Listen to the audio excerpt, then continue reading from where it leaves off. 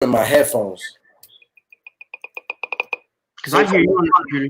Yeah, I hear you on the computer, but I'm gonna mute my computer so it's no echo. All right, I'm gonna cut my phone off. I want to know if it's. Hold Oh on. well, yeah, okay, yeah, I understand. Like you can hear me still, right? Yeah, I understand. You can still hear me? Shalom, can you hear me? Yeah, I hear you. Can you hear me? Yes. Okay. All right. I'm gonna share this stream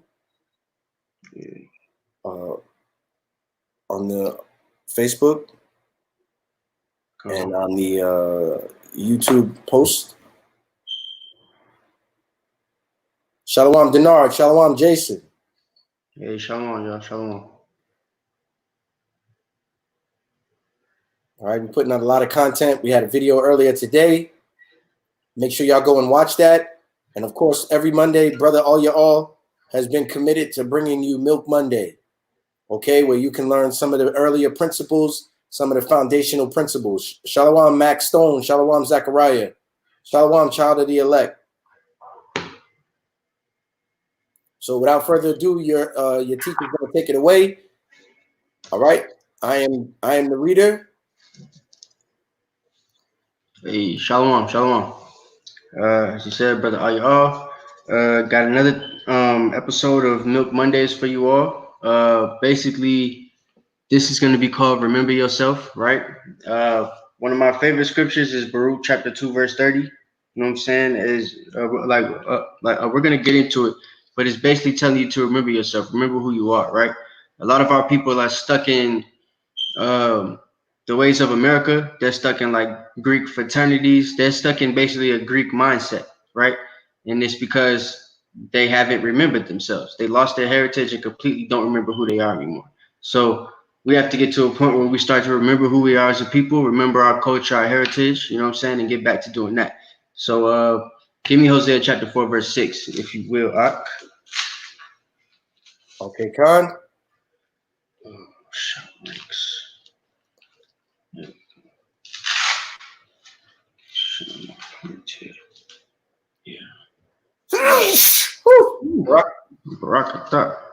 You want Baruch 4 and 6? No, Hosea 4 and 6. I'm sorry, Hosea 4 and 6? Come. All right, bear with me. My skills are dusty. Shalom, everybody. Shalom, Yasharal. Akim wa akwat yam. Hey, hit the like button when y'all come in so Israel can see it, because you know they're not sharing our videos no more on YouTube automatically, even if you got the bell icon like lit up and stuff. So hit the like button so people can see it, if you will, Baba Kasha. That means you got to lead the chat to hit the like button. You know what I'm saying? But as I was saying, most of our people are lost in a Greek mind state, and they have forgotten who they are as a people. They've forgotten who they are spiritually. So we have to get back to doing that. And this quarantine time period is the best time period to do it. It's the best time period to try to get yourself right and to fully remember who you are as a person, right? And who your people are, who your God is, what your culture is. So go ahead and get Hosea 4 and 6, all right? And it reads, my people are destroyed for a lack of knowledge. Yeah, so it says these people are destroyed for a lack of knowledge, right? Our people are destroyed because we lack the knowledge of who we are, right? We don't remember who we are because of certain things that we're going to talk about, right? But the white man and other nations that have this crafty counsel against us, they've created a certain system that allows us to stay lost and make us not really care about finding out who we truly are as a people. And that in turn, as we know, is what's going to keep Yahushua from coming back. Because as long as we stay in a lost state, the enemy can reign, right? He can reign free, and he's going to he's going to keep control of the kingdom. You understand what I'm saying? Because the earth has been given to the hand of the wicked. So our job is to wake up, come back to the old path, and remember ourselves, right? So that we can get back the kingdom, start to take back the kingdom. Go ahead, continue. Because thou hast rejected knowledge, I will also reject thee. So because he rejected knowledge, the Most High is rejecting us. So we have to stop rejecting the knowledge of who we are. A lot of us, we get into conversation, or a lot of y'all have probably gotten in conversations with Israelites, right? And what like Israelites that are in a Christian mind state or a Greek mind state, whatever it is, Muslim mind state, and they always go back to telling you they don't really care what we were in the past, because that's our main thing, right? As Israelites, our main thing is the foundation of we're getting back to what we used to do, right? We're getting back to who we used to be as a people. We're not following the traditions that were given to us, but we're following what was ordained and given to us by the Most High, not given to us by the slave master. So that's what we are in tune with. But people that are of our people that aren't really of the same mindset of us, that basically are in that Greek Christian mind state, the reason they're able to stay that way, even with this knowledge coming out and being all over the four corners of the earth, all over YouTube, every time you open up your computer or whatever, right? All the pastors and all the churches are having conversations about us. But the reason that they could still stay in the church is solely because they don't have the spirit to want to come into the truth. And it's because they don't care. They lack the knowledge and they're cool with it, right? They don't want the knowledge of who they are. And because of that, the Most High has rejected them. That's them rejecting the knowledge, literally. They've rejected the fact that they need to come into finding out who they truly are as a people. They don't care. Go ahead. God, thou shalt be no priest to me. Right? So you're no priest to the Most High. They're priests to the flock of the wicked sheep, right? But they're not a priest to the sheep of the Most High, the lost sheep of Israel. That's who we're trying to be, right? The Most High says you have pastors in the church who are leading the sheep astray. Then he says that you have pastors who are after his heart, and those are the pastors who you're supposed to follow, right? The ones after his heart, obviously, would be the ones teaching you to follow the law, statutes, and commandments. The pastors that are leading the flock astray, the ones teaching you that the law, statutes, and commandments means that you following them means that you're subject to sin and under curse, and that means that you're gonna die. You know what I'm saying? Because that's what the Christian church teaches you. So that's what we need to get out of that mind state. We need to get back to teaching people that we need to come back to the law, statutes, and commandments, or you're gonna die. Because that's what the truth is. That's what you're subject to, right? Go ahead. Seeing thou hast forgotten the law of thy God, I will also forget thy children. And because the Christian church has taught you not to follow the law of the Most High, you've forgotten the law of your God, right? And that's why he's forgotten your children. You understand what I'm saying? A lot of people right now, so they said catching coronavirus, right? Why would that be the case? Because he's forgotten us, right? He's forgotten us. We're not following the law, statutes, commandments anymore, and he's making it known through this virus, right? And the statistics. So, what else I want? Give me Jeremiah 6:16. Because this is what our people need to get into the mindset of doing. This is what we need to be showing other people that we're doing. When they ask, what's up with the Israelites? Why are y'all in this type of walk? What's the deal with that, right? This is what you tell them that we're doing. You bring them to Jeremiah chapter 6 and verse 16. Go ahead, read that out. God. This is the book of Jeremiah, chapter 6, verse 16.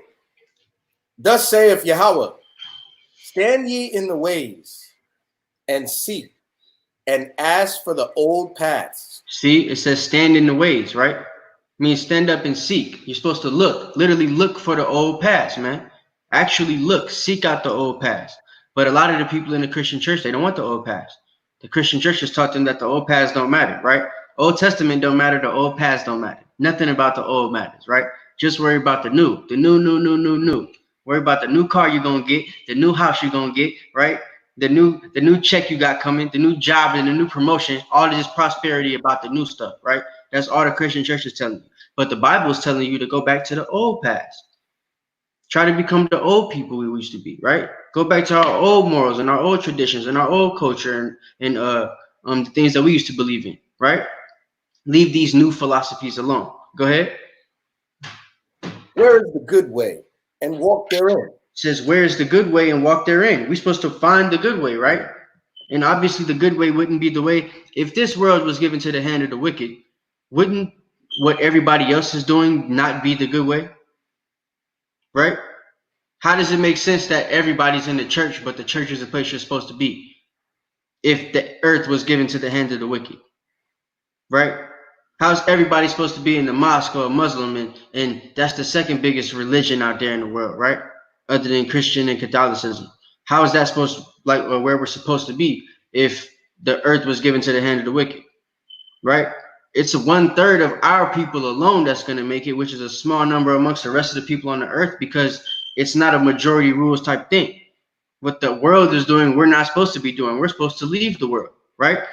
But our people have lost that. They're not trying to find the old past. They're trying to find whatever America wants them to do. Go ahead. And walk therein, and ye shall find rest for your souls. That's how you find rest for your souls. But what? But they said, we will not walk therein. But the Christian church and everybody in the Christian church and all these other religions, faiths, and philosophies, they've all said that we're not going to walk in these ways. We're not going to follow these paths, right? Even though these black Hebrew Israelites are all over the internet preaching the true meaning of the word of God, right? And what the scriptures actually mean and what they say, we're still going to not believe them, right? Even though we got all these crackers advocating for it on the internet, all over YouTube and stuff, saying that we know what we're talking about because they've actually looked this stuff up and they've seen that we know what they're talking about, right? But they're still going to say it doesn't matter. We're not going to follow the old past. We're comfortable with the traditions and feeling the way we feel when our family crowds around the Christmas tree and starts to open up their presents and we drink an eggnog and hot chocolate. That's it. That's all they care about. Just the feeling of the traditions. They don't care about the old past and feeling like, hey, this is where we're supposed to be. This is how it used to be for us, right? This is the way that it used to be, and this is what's right. Now all they care about is this is what the white man wants, right? So this is what we're going to give them. That's it. Was there more on that? That was it? God. Give me Exodus 19:6, please. So we have to understand, right, that we have to get in the mind state, truly, honestly, of really coming back to the old past and remembering who we used to be, coming back to our culture and our heritage. Really leave the world and stop trying to follow the things that America wants you to follow, man. Go ahead. The book of Exodus, chapter 19, verse 6. And ye shall be unto me a kingdom of priests. Yeah, the Most High said that we should be a kingdom of priests, man. Right? Unto him a kingdom of priests. Right? How is a kingdom, first of all, supposed to work? How does a real kingdom operate? Right? That's how we should be thinking. Not the way that the kingdoms operate on these HBO TV shows and stuff that the white man makes, but how does a kingdom really operate, a successful kingdom, right? And he said we're a kingdom of priests, right? Not sloppy drunk kings and queens, but priests, right? Go ahead. And holy nation. And a holy nation, a set apart nation, right? Go ahead. These are the words which thou shalt speak unto the children of Israel. And that's what he's spoken to the children of Israel. So that's what we should be teaching our people now, right? Not teaching them, hey, you a king, so go get a high top fade and get you the nicest Jordans with the Fendi belt and all that stuff, right? That's not how a king act. That ain't how a king dress. That's not how a king presents himself, right? But that's the perception of a king that we have in America because that's a Greek mind state. We're not following the old past. We're following what America calls a king now, right? We're following the king of the South. Everybody dressed like damn T.I. now. You know what I'm saying? That's the type of king that they're trying to be now. Not like King David, but like T.I.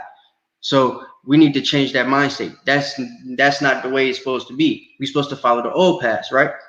But they said that they would not walk therein. Most High said that we're a nation of kings and priests, man. Give me Deuteronomy 7:6. Classic scripture. Classic scripture. Nation of kings, man. Kings, princes, and priests, daughters of Zion. Right? That's what we're supposed to be. The book of Deuteronomy, chapter 7, verse 6. Go ahead. For thou art an holy people unto the Lord thy God. So it said that you're a holy people unto the Lord thy God, right? And I always bring this up. It's the Lord thy God. It's possessive, man. Right? The Christians would tell you he's the God of everybody, but he's not according to the Bible. Go ahead. Yahweh thy power hath chosen thee to be a special people unto himself above all people that are upon the face of the earth. He said that he chose you to be a special people unto himself above all the people on the face of the earth. That means there's a certain way we're supposed to conduct ourselves, man. You can't conduct yourself like a king or a priest if you're still doing the things that America wants you to do. Everything America says is cool is not cool according to the Bible. So you should know that if they're saying it's cool, if it's popular for them to do it, then we shouldn't be doing it. You know what I'm saying? They go out and party every Saturday. What do? We don't do that, right? They out getting drunk and smoking all the blunts and taking popping mollies and all these different type of pills and stuff like that, right? We ain't doing all that. So we have to get back to our old past.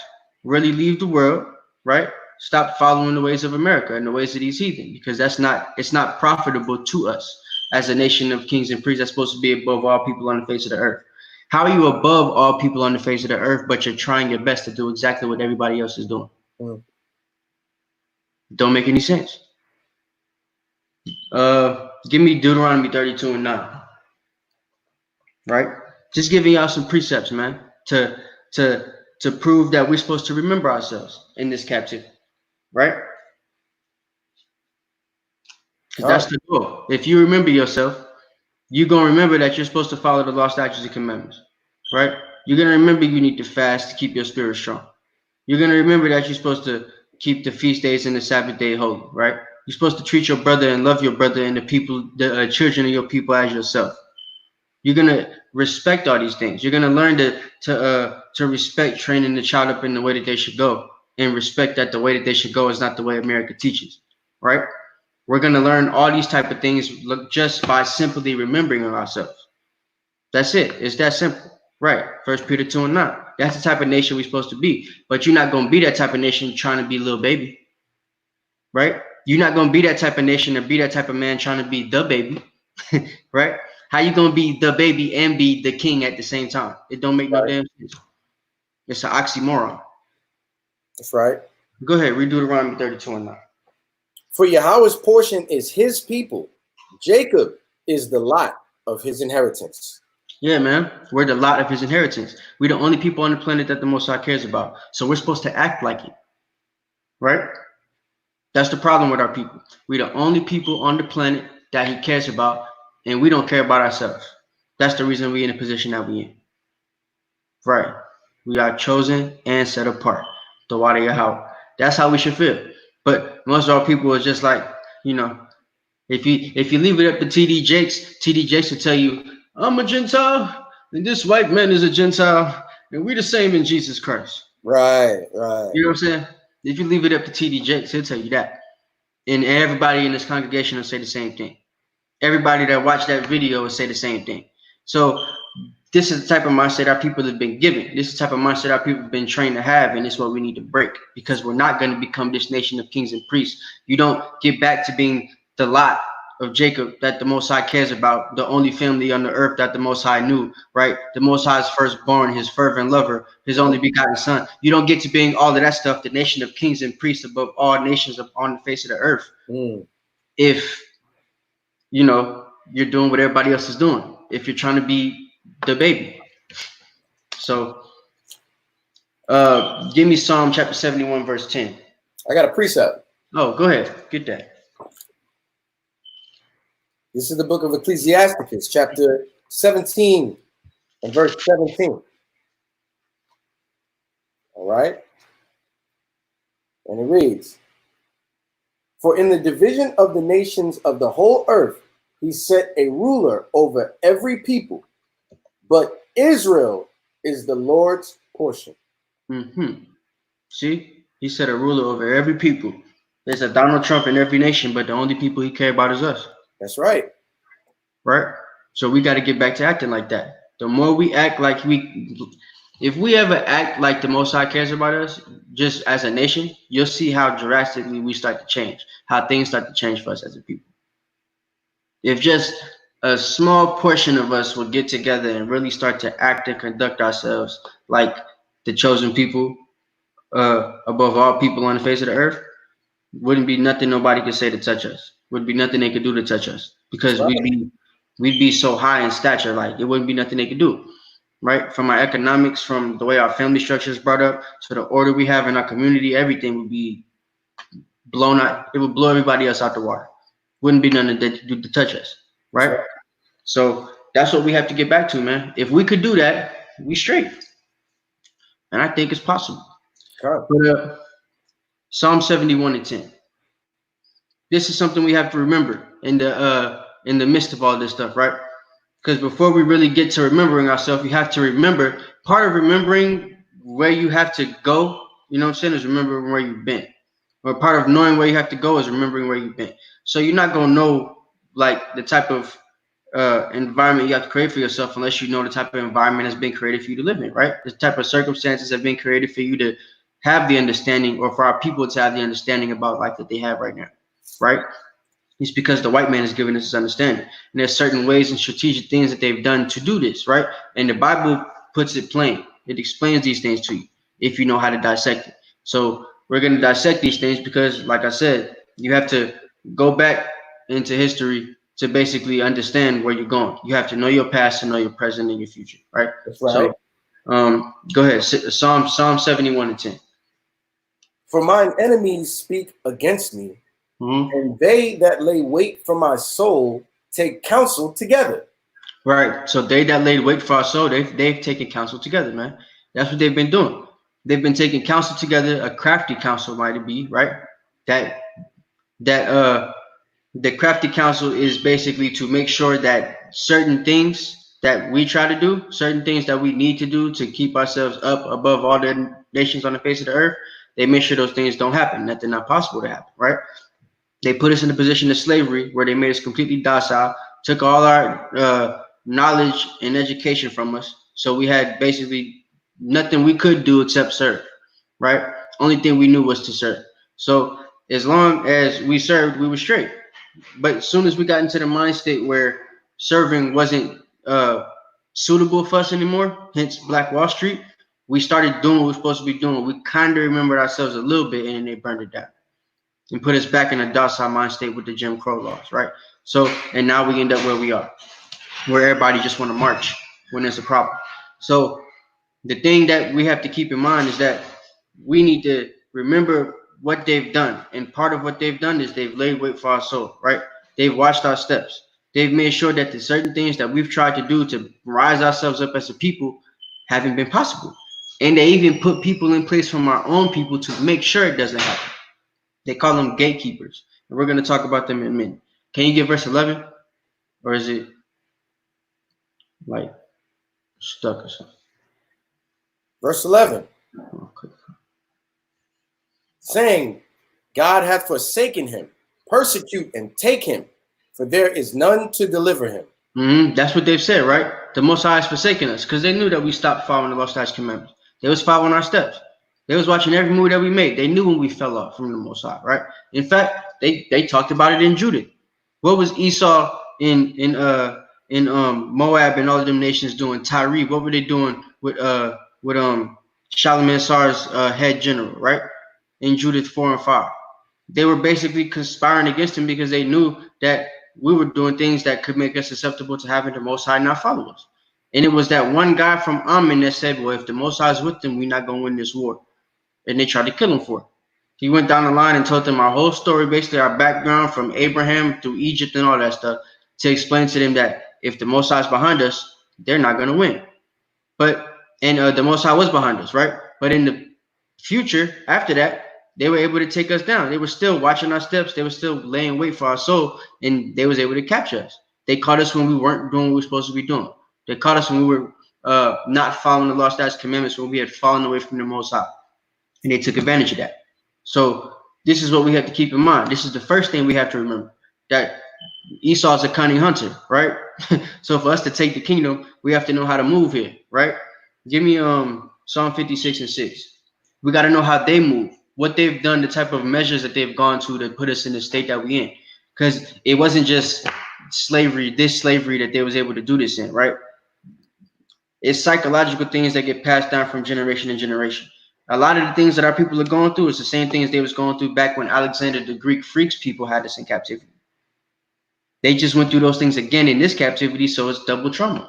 They haven't been able to forget it yet. So they're still going through these things mentally. They still have all these mental issues and everything. They still got physical issues, right? Emotional issues. And it's all because of the past trauma that's been passed down through their generations. I mean, because all of us have been through slavery, it's basically the curses for the Israelites. We've been through 7 captivities, 7 major ones, right? Many small ones, but 7 major ones. There's a whole lot of trauma that a whole bunch of our ancestors went through that could be being passed down from generation to generation. The only way it stops is if we get back to the law, statutes, and commandments and stop the trauma, right? So that's what we have to get back into the mind state of. But most of our people don't even know that because they're not worried about getting back to the old past. They only worry about chasing the bag, right? That's it. Trying to do what America wants them to do, trying to be what America wants them to be.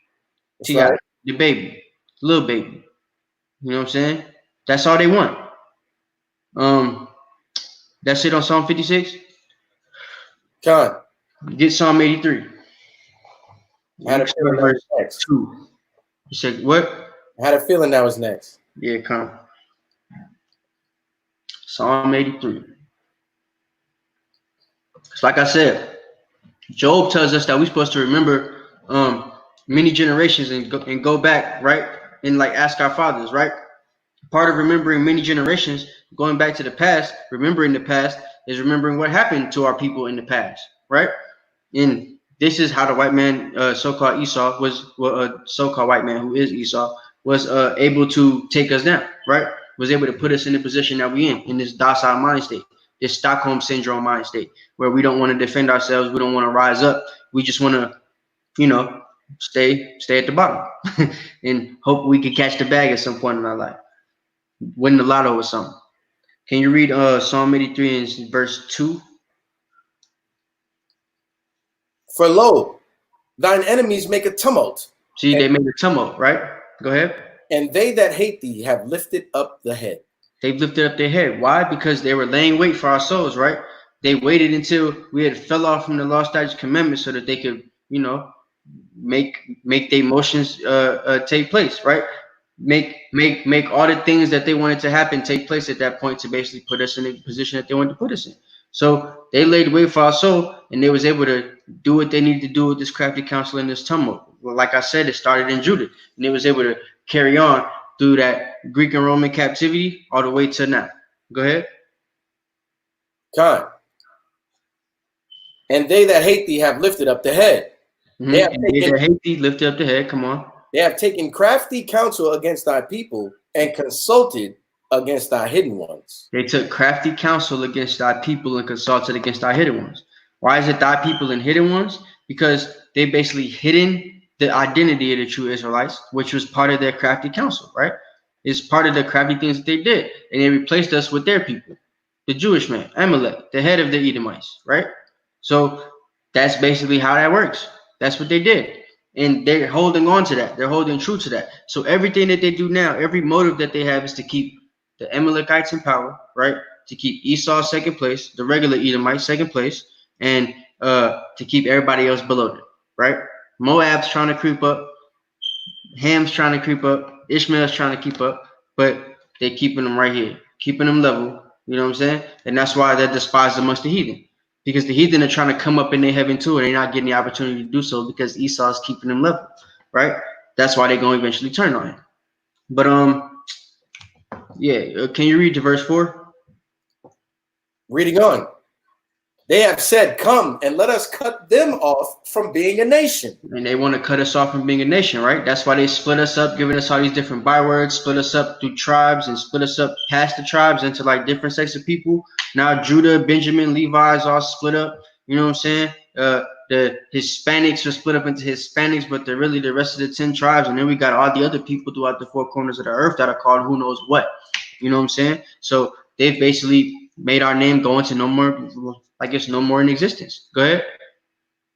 John, that the name of Israel may be no more in remembrance. Right, and that's what it is. They don't want us to remember our name. They don't want the rest of the people to remember our name. So they give us false names and false identities to make sure that doesn't happen. Right. But before you came into the truth, and you're a Dominican, what was you ever thinking about? What does Dominican mean? You know what I'm saying? Before you come into the truth and you were Jamaican, you ever thought about what Jamaican mean? When you were African American, you ever thought about why am I African and an American? You know what I'm saying? But you don't even have those thoughts when you're in the world because you're not trained to think that way. Eliel, do you see the questions that are beginning to add up? Nope. Have a look. Deuteronomy 23:7. She's new. Look at Timothy Harris. I'll put it on the screen for you. Jason. He's answering somebody, ain't he? No, I put it on the screen for you. So which is it, the white man or us not following God's law that put us in this state? It was us not following God's law, but what the Most High did was he used the white man as a whip. You know what I'm saying? So we're not blaming the white man for us being in this state. What we're doing is we're blaming the white man for what the Bible says we should blame him for the wicked, the vicious cruelty that he did to us while we were in slavery and Precept. captivity to him. Right? That's what it is. That's what wasn't supposed to be done. Because if you know anything about Hebrew culture, we had indentured service, but we weren't allowed to cut their babies open and feed their children to alligators. You know what I'm saying? So that doesn't really count as proper. You know, I don't know what you call it, proper ownership of person. I don't know, proper like it's not properly making somebody serve you. That's like vicious cruelty right there. It's animal abuse. You know what I'm saying? Go ahead. Time. This is the book of Psalms, chapter 17. I like to go here. If anyone ever has a question on who is responsible for our suffering and where to place your frustration, the question is it the white man or is it us not following God's laws that put us in this state? Yeah. That's a loaded question because he followed it with saying, see, it's our fault. Why are we blaming on the white man? Excuses. Peace, peace. When there is no peace. We've heard all this before. So let's get the Bible's perspective. Psalm 17 and 9. From the let's start at verse 8 so we can get the sense. Keep me as the apple of the eye. Hide me under the shadow of thy wings. From the wicked that oppress me, from deadly enemies who compass me about. They are enclosed in their own fat. With their mouth, they speak proudly. They have now compassed us in our steps. They have set their eyes bowing down to the earth, like as a lion that is greedy of his prey, and as it were a young lion lurking in secret places. If you're looking at this, the wicked is being described as a deadly enemy who's like a lion waiting to pounce on us. So no matter how you ask that question, he's our enemy. Waiting. And he's waiting to pounce on us. Reading on. I want verse 13 specifically. Arise, O Yahweh. Disappoint him. Cast him down. Deliver my soul from the wicked, which is thy sword. Or like I said, the whip, right? So that's that. It's not that we're blaming the white man for us not following the law, statutes, commandments. That ain't got nothing to do with them. They don't have nothing to do with the law, statutes, commandments. We're blaming them for cutting us so damn deep with the sword. You know what I'm saying? They were supposed to cut us. They killed us though. It's a difference. So they became a lion that was ready to they're basically trying to do the worst damage they could do to us while they have us in their in their possession. You know what I'm saying? So that's why we get to take captives whose captives we were, rule over our oppressors, and break their back to shivers with the rod of iron. Damn right. Because they basically did the same thing to us, so we're gonna get payback, vengeance. Precept. Go ahead. Zechariah 1 and 15. I am very sore displeased with the heathen that are at ease. For I was but a little displeased, speaking about Israel, and they helped forward the affliction. So, yes, the Most High punished us and let the other nations rise above us, but he didn't tell them to rape, rob, murder us, miseducate us, teach us the wrong religion, give us crack, destroy our families, rape our women, murder our sons, feed us to alligators, hang us in the streets, burn us alive, lie to us throughout schooling, tie us to horses, rip us to pieces, make us fight in their wars and then not give us freedom, lie to us about our identity and separate us from our God. Put us in gladiator cages with lions and no weapons. Like, come on. They literally put us in a cage with a lion ready to pounce on us. That's literally. Right. Come on, bruh. That's right. Do we need to break down Deuteronomy 23:7 for the sister? You want to do that? This is Milk Monday. This is your show. I mean, is that milk? I'm just a reader. Is that milk though? You think they're gonna understand that? We have a lesson on it on the channel, literally. Deuteronomy 23:7. Does it say Esau? You do. I can't. So she could just go to the YouTube channel and go to videos and search for Deuteronomy 23:7. We have an entire lesson on it, Sister Casey Lane. Come. All right. So Inside the Nation, Hebrew Israelite talk show. Yeah, we'll do that. We went into it on the video, so go watch the video, and we're gonna break this down. So yeah, they do the most. But Psalm 2 and 1. We didn't read that yet. Did we read that? No. Psalm 2 and 1? We didn't read that. Nah. Yeah, let's get Psalm 2 and 1 right quick. Sister Casey, if there's time at the end, maybe all y'all can go into it. Yeah, that's what I was about to say. If we got time, we can go into it. I don't think good old JoJo gonna show up today.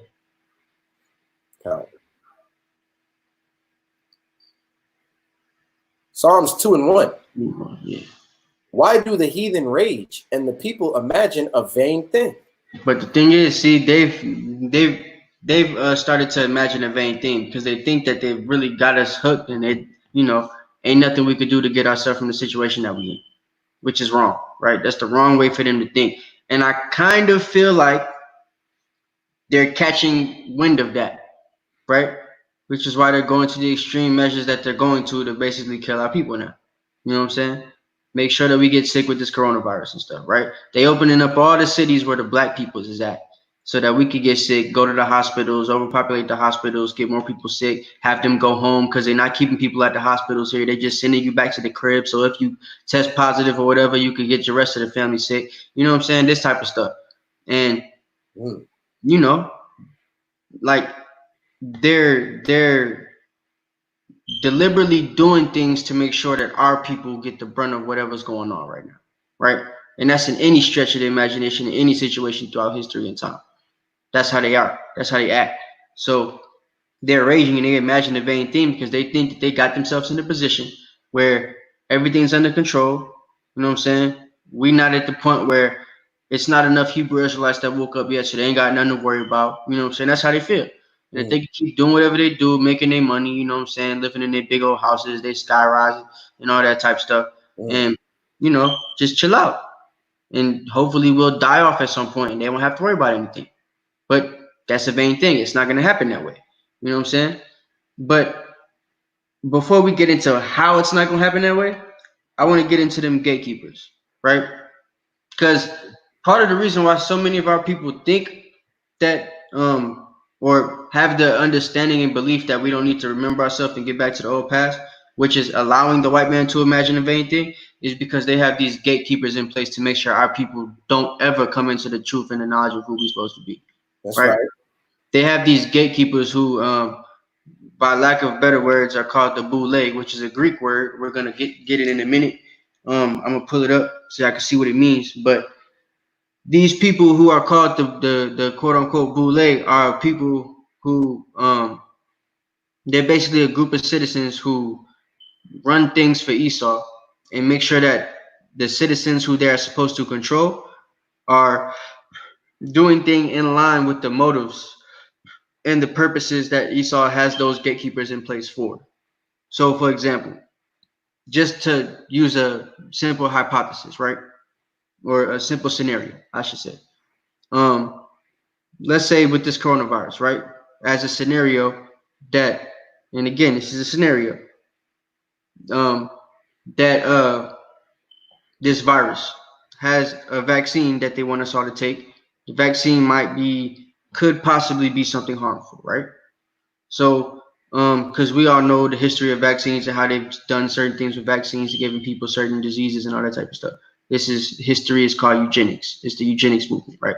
But so let's say just as a scenario that this vaccine is harmful, right? They have black people, black celebrities who many black people trust and believe in, right? Wholeheartedly, because if you're not in the truth, most likely you idolize somebody, right? You've been in school, you've heard them. Did my computer freeze? A little bit. Hold up. You back in the game? Nah, something going on because I can't see myself. There you go. We see you. Y'all see me? Yeah. My Google says it's not responding. I don't know if my jump about to shut off or not. Okay. Well, if you gotta just open the link again, I'll let you right back in. Okay. This is weird. All right. Never mind. I'm back. Okay. All right. So, but yeah, so the bootleg people, they basically been put in place. Say this scenario that they got this vaccine is hurting people or whatever, and they have people like Will Smith on his Instagram page. He got like 30 million followers on just Instagram alone, right? And 30 million people. Let's say about 10 million of those people see his post, right? He's on the post with like somebody like Bernie Sanders or somebody else who black people love and wholeheartedly believe in, right? You know what I'm saying? So he's up there with somebody like Bernie, and they're telling you to take the vaccine when it comes out or whatever. That's going to cause many of our people to go get the vaccine. And if it's something that's harmful to us, then, you know, it would harm us and put more of our people at risk. Let's say they have this this water out there, right? That's really bad for our people. They're like a Dasani or something, extremely like acidic, right? And they got people like Cardi B on the internet promoting it and stuff. And she got like 21 million followers on just Instagram and maybe like 40 on Twitter or something, right? So like we got these people and she's promoting this water. Now every time you go to the gas station or whatever it is, the store, Walmart, Kroger, whatever, where you get your water from, you see this water on the shelf, you're gonna want this water. And this water is killing our people, right? This is the type of things that they use the gatekeepers for, to promote certain ideas for motives that they have and purposes that they have to benefit their people and harm ours. So I wanted to bring out First Maccabees chapter 1 and 11. We brought this up before. It's a classic milk scripture, but it basically brings life to how the boule was used back then, and this is actually where they come from. I'm going to show that in a minute, right? So it's a Greek word. As we know, Greek is a language that comes from the people who we had who had us in captivity during the time of the Maccabees. So the same way that they used the boule for their own civilization in their own communities, they created a boule for the slaves, who were the Israelites, right? And these boule members were 500 people who they comprised to control all of the Israelites that were in captivity from Macedonia to Thessalonica, right? And all the other places that Alexander and his people controlled. And these boule members, right? These gatekeepers would be the ones that spread whatever laws and regulations that the rulers of the land want to be spread. Main example of that would be Jason, right? We know about Jason, who was the one who basically took the bribe, well, gave a bribe to Antiochus Epiphanes so that he could become ruler of the Jews and the head priest, and he became the gatekeeper for the Jews in Antioch, right? So everything everything Antiochus wanted to do, any rule that he had that he wanted to pass on to the Jews, when Ptolemy wanted them to profess celebrate birthdays and not profess themselves to be Jews anymore, and not practice the Sabbath day, it was Jason who handed down that decree. You know what I'm saying? Because he was the gatekeeper for Antioch. It was whatever other gatekeepers that they had in all the other places, right? But they had gatekeepers in Thessalonica, they had gatekeepers in Corinth, they had gatekeepers in Galatia, all these places, right? Gatekeepers in the Elamite communities in Pakistan, where they had us. They had gatekeepers in Egypt, where Ptolemy was at. So all of this stuff is what they had the gatekeepers for, and they use them the same way that America's using them today, to basically make sure that our people stay in control. Because the way black folks work is like this. If something important is being said on the news, right?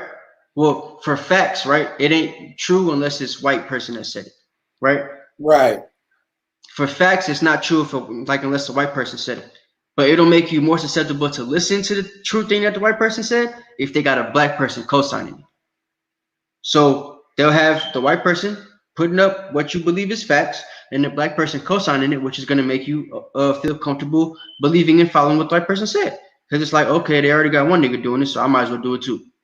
If he's comfortable enough doing it, and he's Will Smith, I know he ain't gonna let his family be put at risk, right?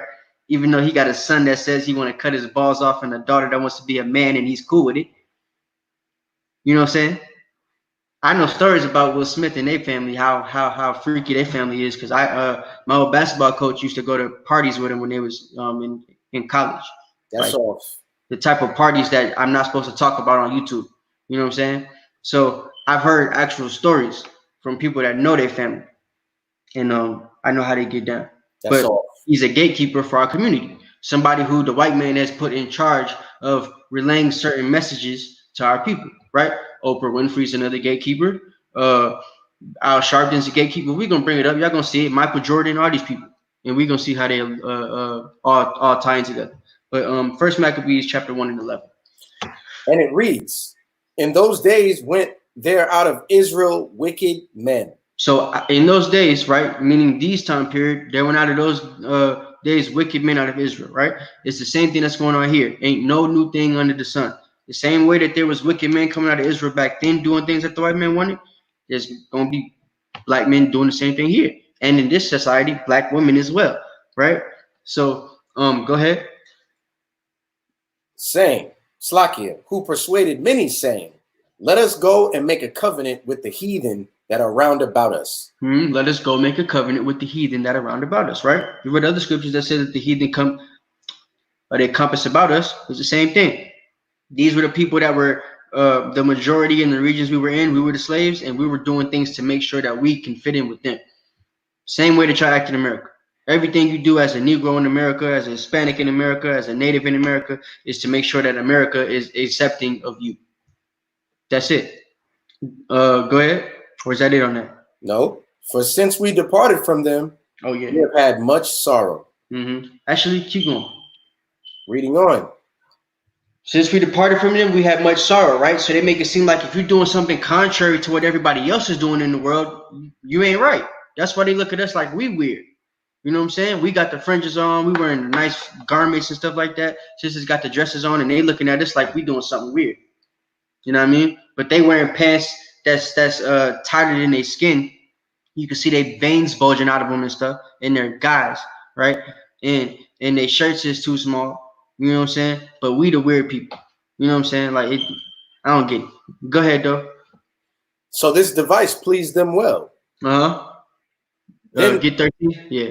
Then certain of the people were so forward herein that they went to the king, who gave them license to do after the ordinances of the heathen. So that's what it is, right? These are what the rule, the job of the gatekeepers is, right? To make sure that they can go. They're basically given rule by the king to make sure that we are doing things according to what the king wants us to do, right? According to the lifestyles that the king wants us to live. So that's how this is, right? That's how this is working. And the king in this world, in this time period, represents the powers that be that rule America and other nations, right? So give me First Esdras chapter 5, verse 71 before I show them this boule thing right quick.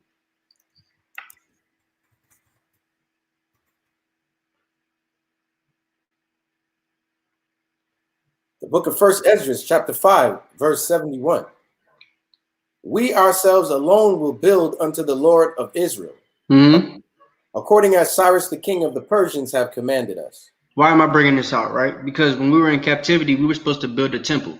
In this time period, we don't have a physical temple that we're building, but we're supposed to be building like ourselves up, right? We're supposed to be building our nation up, right? We are the temple of God now, and we're supposed to be building ourselves up to be one body in Yahushua, right? Make the temple nice and strong and take back the kingdom as that one body. But we can't do that because Esau and all these other nations that have a crafty counsel against us, they're doing exactly what they want to do and anything that they can do to make sure that we can't, glue ourselves back together and grow as a body, right? And part of that is putting out these different doctrines, because I know that the Jewish man comes out with a lot of this crap, but a lot of these different doctrines that Israel is coming up with. You know what I'm saying? They was doing it with the Old Testament Israelites. Now they're doing it now, right?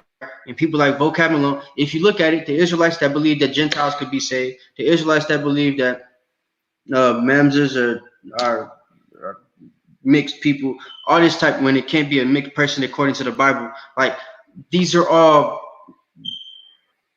the doctrines don't make no sense. And the doctrines that were given to you by foreign people, right? That we wholeheartedly believe in. It is the white man trying to stop us from being able to build a temple like they did here. Go ahead, keep reading. But the heathen of the land, lying heavy upon the inhabitants of Judea and holding them straight, hindered their building. The heathen of the land hindered our building, man, and that's what they're doing right now. They're hindering us from building up ourselves up as a people, and we need to stop that from happening. The way that we stop that from happening is to stop trying to worry about what the heathen are doing and worry about ourselves. That's what Jesus was teaching, right? Dude, Jojo last week was trying to say Jesus came with a new law, and that the new law was to love your brother as he loved you, right? Well, what he was trying to say there was that we're supposed to love each other, like you said, perfectly through the law, statutes, and commandments. And if we're doing that, if we're loving our brother as we love ourselves, when you out in the public, you ain't worried about what the white man next to you at the next gas station pump is doing, right? You worried about just what you got going on. So if you're worried about, if you're loving your brother as yourself, you're gonna be worried about your nation and your nation only. You're not gonna be worried about everybody else. That's what we're supposed to be doing mentally as a people. That's what we're supposed to get back to, so that we could be focused on building ourselves up and that we won't be hindered by the heathen. But as long as we continue to be focused on what everybody else is doing, they can continue to hinder us, man. Go ahead. And by their secret plots and popular persuasions and commotions. Yeah, see, they have secret plots and popular persuasions and commotions. How do they really get these secret plots and make them popular persuasions? By getting the black gatekeepers, who are usually famous celebrities, to get all of our people behind it, right? What do all of the politicians in America want right now? The black person's vote. Who they gonna be fighting for? The black man's vote, right? Right? Why do they need the black man's vote? Because the black man's vote is the vote that's gonna allow you to do whatever you need to do in America, right? If you get the black people behind it, because we're basically the majority here, whether they want to tell you that or not. Ain't no place that you could go, whether it's Florida, whether it's Georgia, whether it's Wyoming, Minnesota, Washington, whatever, right? It's no place you could go and you won't see us. That's facts. There's places you could go, but you won't see white folks though. I can name like 5 places in Atlanta right now where you won't see not one cracker, right? But you could go to where the white folks live and you can see us. We there. So I don't believe that they're the majority here anymore. But the things that they have, the things they're doing, they make them popular persuasions. The movements and the motives that they have, they make popular persuasions through the celebrities, which are usually our people, right? Who are gatekeepers, who allow us, if they can persuade our people popularly to sway a certain way, then it's going to naturally cause them to, well, it's going to allow them to be able to do whatever they want, because they already have somebody that's getting in our head, making us believe a certain thing or act a certain way, right? Which falls in line with the scenarios I gave earlier, with like the vaccine scenario or the water scenario, right? They're just scenarios, but I'm just saying, like, say Dasani was the most toxic water out there, a Deer Park or something like that, right? And there's a celebrity from our people, Will Smith or a Cardi B or a Jamie Foxx or somebody real big, whoever you're thinking of, right? And they go out there and they're next to, I don't know, Elon Musk, who had created the water, right? So now you got a famous white guy and a famous black person. That's gonna make all of our people get behind it. That's how they do it. They use our people to form their popular persuasions. Go ahead, though. Oh, well, you can finish 73. If you finished, then that's it. Time. All the time that King Cyrus lived, so they were hindered from building for the space of 2 years until the reign of Darius. So that's what happened there, right? And these people have been hindering us for 400 years plus, 500 plus, almost, 500 almost, right? So we have to get that in our mind. That's what they've been doing, right? They've been hindering us this entire time. If they can hinder you for 400 years, then they can hinder you a lot longer, man. That's why we have to get back to the old path. They can't hinder us if we following the law, statutes, and commandments of the Most High. They ain't hindering us from doing nothing, right? The rest of y'all was on lockdown being mad that you had to send cash apps to your pastor through the dang apps and stuff, right? But we was able to go to camp. We had feast days. We was able to serve the Most High the way we supposed to, while they're sending cash apps to their pastor and not even getting to be there in person to see him and hear him say nothing. He's just telling them to stay safe for coronavirus, and he made $500 that day. You know what I'm saying? Like, that ain't the type of situation that we're creating for ourselves. So the Most High is making sure that we're straight. But at the same time, these other people are being persuaded, you know what I'm saying, to feel certain ways and do certain things. And it's been like that from the beginning of time, since they allowed our people, since the civil rights movement, basically. And that's what they've done to keep us in line. They use these gatekeepers, they pay them off and make sure that their morals fall in line with the white man's morals. And those are the morals that they perpetrate and popularly persuade to other people and the rest of our people in our communities. And that's why we all think the same way. So we become the weird people when you wake up and come into the truth, because now you're naturally thinking different than everybody else. You become the odd sheep in the flock, the black sheep, right? Literally. So you're different now because you've left the world and you're thinking with a different mindset than everybody else is. So I want to bring this out right quick, show y'all this bootleg thing.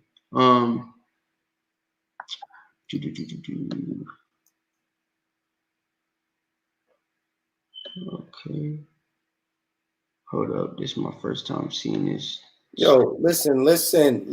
We're not arguing in the comments, man. Come on, it's late for all that. We grown adults. We're not arguing in the comments. Let's somebody be the bigger person. All right. Listen to what the young brother is saying, man. This is a good lesson. Here we go. Hold on, Joel. My jump might cut me off. It's all right. Tell me what to get, and I'll hold it for you. What are you looking for? Up.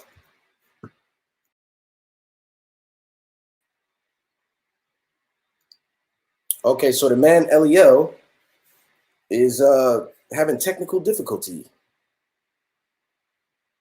Y'all just be patient for a second. Yeah, he's struggling over there. I don't know if his battery died or something. I'm gonna get a precept. We're gonna go to the book of Job, chapter 8, verse 8. Okay. Milk Monday's purpose and establishment is to bring you up to speed with the scriptures that we already know. A lot of times when we go to camp, we're teaching advanced concept and things of that nature. So these are the scriptures that allow us to be able to go into those advanced concepts because we're aware of these precepts. That's the purpose of Milk Monday. Pay very close attention. Mark up your Bible. All right. You should have precept upon precept. And then what happens is the next time you open your sword, one scripture could lead you to the next. It's very important. Okay. This is the book of Job, chapter 8, verse 8. For inquire, that means ask, I pray thee, of the former age, and prepare thyself to the search of their fathers. You're supposed to be searching out the ancient ways. The brother started the lesson with that. Seek ye the old paths. You're supposed to be searching out the generations of your fathers. What were they doing before you adopted this American culture? Okay. I'm going to pass it back to the main speaker. It's lucky, bro. They get me every week with that. It's my internet. It do that sometimes. But hold on, I gotta pull this back. All right. I want to show you this bootleg stuff really quick. How do I put you back? I want to put you back as the main speaker. How'd you did it before? I was gonna ask you how you did that.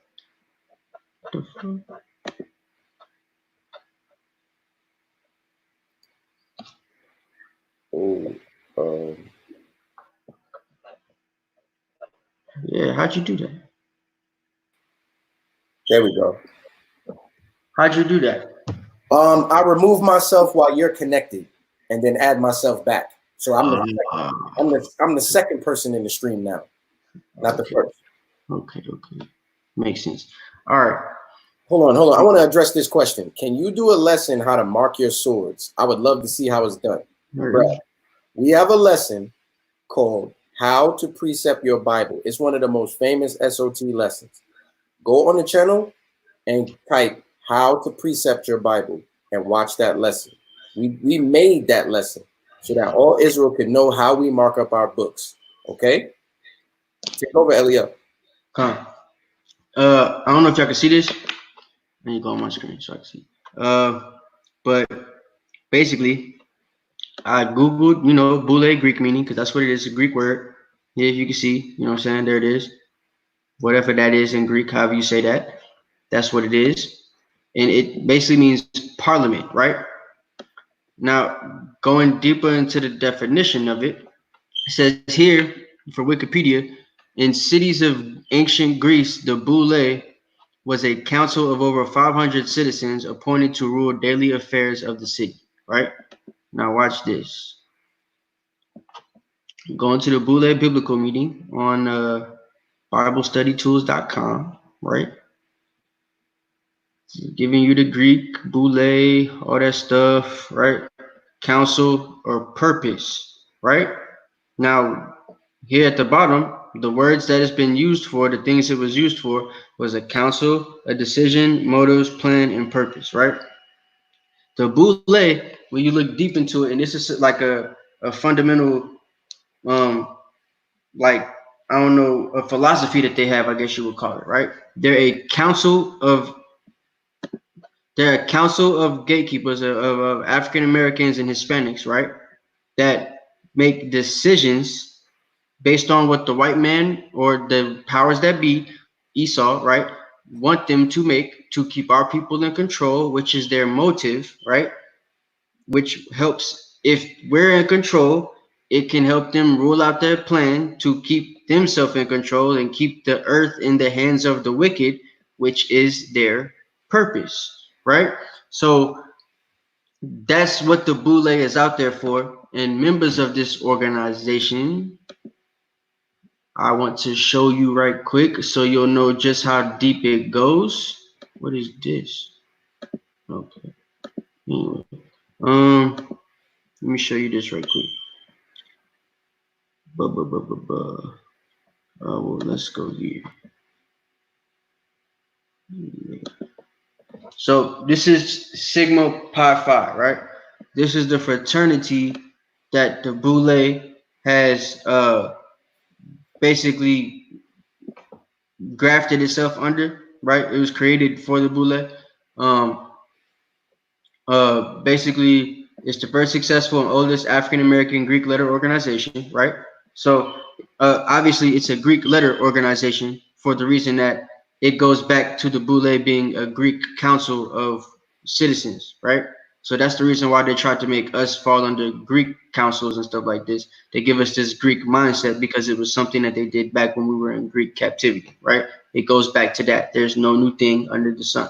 So this is why us Israelites aren't cool with fraternities. We not like we don't like the whole Greek understanding of any of this stuff, because not only is it idolization for the Greeks, but it's also you falling right in line with what the white man wants you to do as far as the way they want you to think, right? Most people in these sororities and fraternities have a certain way of thinking, and it's mostly about trying to be uppity and boule like, right? Trying to make sure that you do things that make you susceptible to the white man. That's it. So, Sigma Pi Phi was founded in Philadelphia, Pennsylvania, and they do it with the mind frame of making you think that it's black, but you can't be black and Greek at the same time. That's a contradiction. Anyway, so the fraternity quickly establishes chapters in Chicago, Illinois, Baltimore, Maryland. The founders included 2 doctors, a dentist, and a physician. So they had founders who were these affluent people, right, in very prestigious fields, right, like prestigious professions, so that it would look like only prestigious black people are allowed in this type of group. That's why to this day they only allow doctors, dentists, lawyers, physicians, celebrities, people of high stature and high profession to be inside of this fraternity, right? And it's like it's a I don't know how you say it. Like, it's a male and female fraternity. It's not just for males anymore. It started off like that, but now they allow females to be a part of it as well. But let me see. When Sigma Pi Phi was founded, black professionals were now offered participation in the professional and cultural associations organized by the white community, right? So again, this started off as something to give them an organization, but what they used this organization for was to give them reverence to the white community. So that's why, again, they use doctors, dentists, and physicians because they were trying to show white people that, hey, we are the educated black people here. This is who you have in this fraternity. So we can help you do whatever you need to do throughout the nation, right? And for that, they got paid for it. So now, let me continue where I was. When Sigma Pi Phi was founded, black professionals were not offered participation in professional or cultural associations organized by the white community. Sigma Pi Phi has over 5,000 members and 126 chapters throughout the United States, England, and West Indies. Mind you, it said they were not offered participation in the professional cultural associations organized by the white community when it started. Obviously now you do get accepted into a lot of those communities, right? And they still have 5,000 chapters. The reason why is because these 5,000 chapters, they adhere to these white communities, right? They do what the white communities want and try to persuade or give off a certain image of black people that would basically be the type of black people that white folks would want to hang around, right? The rich white folks, the Bill Gates and the Warren Buffetts of the world. So that's who these people in this fraternity try to be. And want to show you how their member log is set up, because you're probably thinking, okay, well, Sigma Pi Phi is one fraternity, so how does that link up with all the other ones, right? Well, says the organization is known as the Boule, which means a council of noblemen, right? That's like I was mentioning earlier, founded as an organization for professionals, right? An organization for professionals. Sigma Pi Phi never established college chapters, right? Ooh, so they don't have college chapters. Ain't no college you could go to where you become a Sigma Pi Phi member. So what they've done, well, let me read it, and eliminated undergraduate membership during its infant stages. However, Sigma Pi Phi has historically had a conjugal relationship with college Black Greek letter organizations, as many members of Sigma Pi Phi are members of both.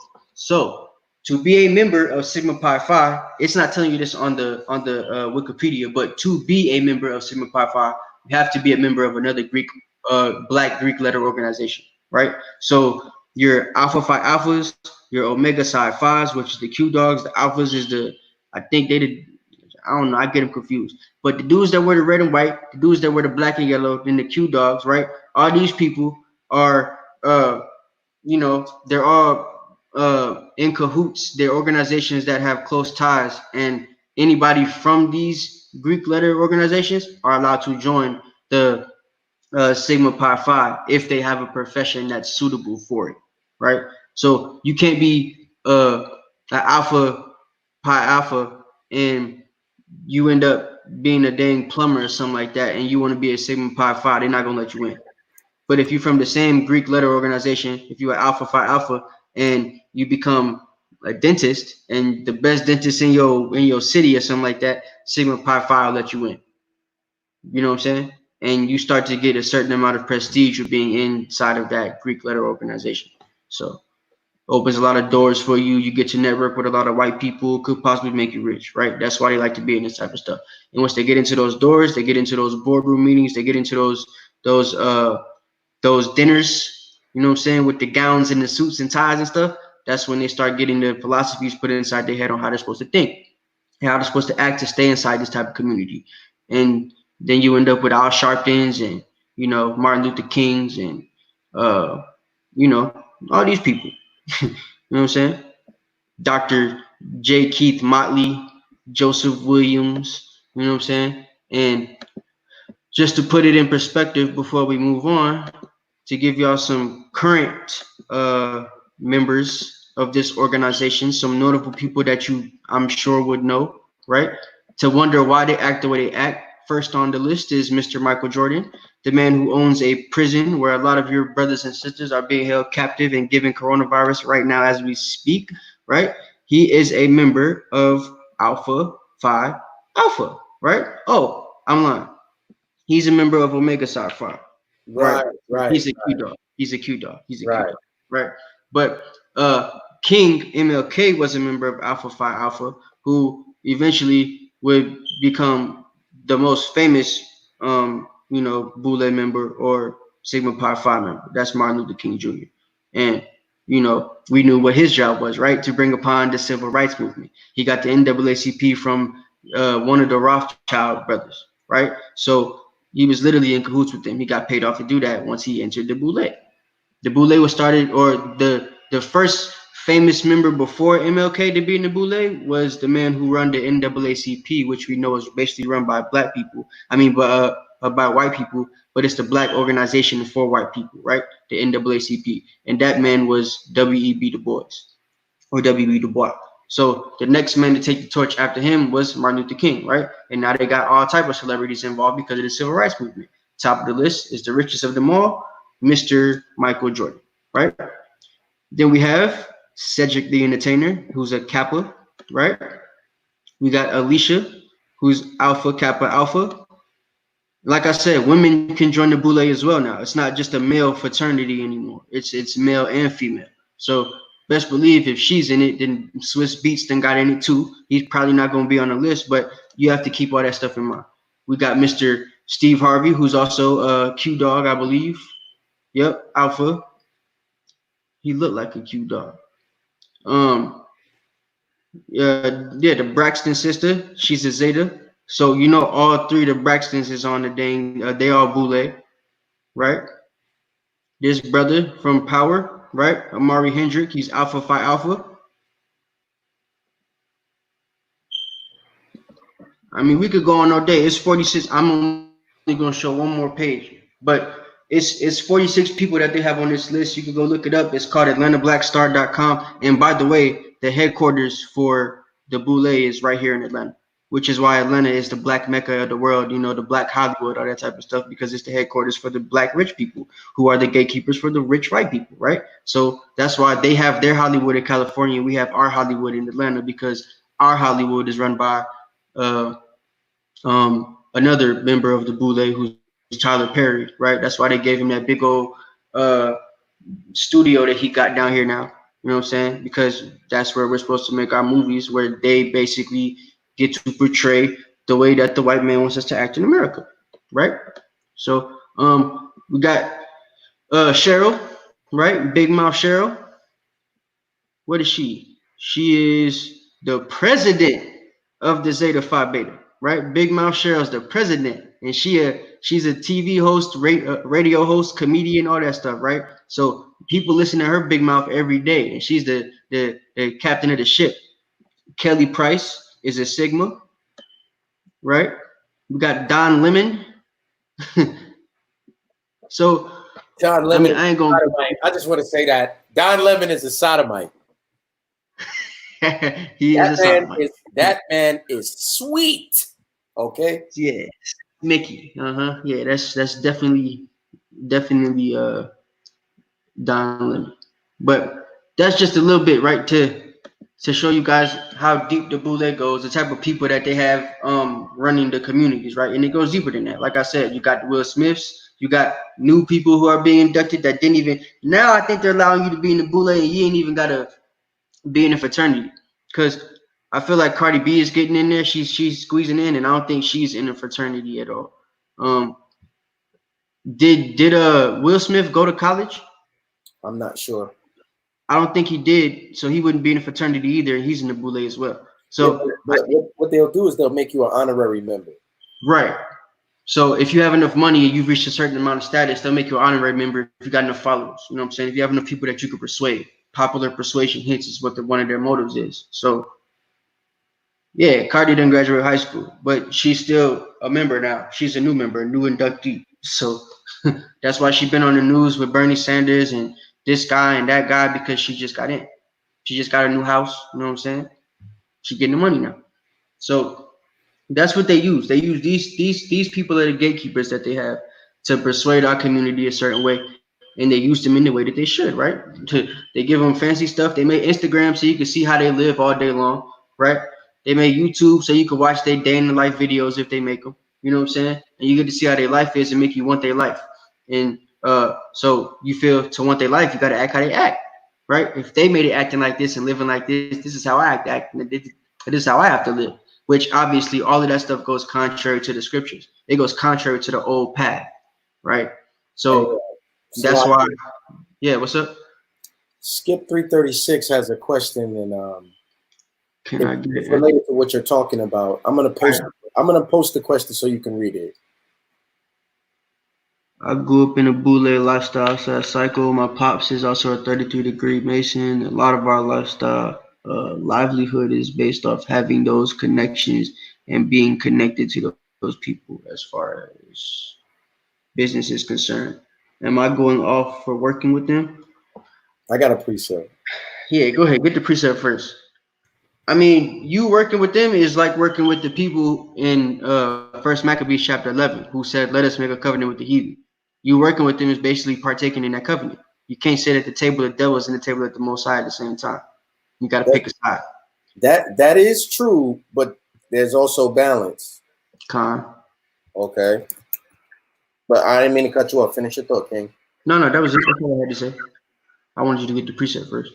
All right, I want to get it on the King James Bible website because that's an easy website to use. Here's a precept that I had a lesson prepared that I never did. It's gonna be one day I'm gonna have to do this lesson. All right, let's look at this. It says, "And I say unto you, make to yourselves friends that known of unrighteousness, that when ye fail, they may receive you into everlasting habitations." A lot of people struggle with this scripture. I had to put a lot of time, prayer, and research into understanding this because it says what it says. It's literally telling you, you need to be friends with unrighteous money. Red letters. Yahushua said this. When you go into the account, it's about a steward who was giving people a break on how much they owed his master. And the point was this: be shrewd in your business, because this kingdom is given into the hands of the wicked.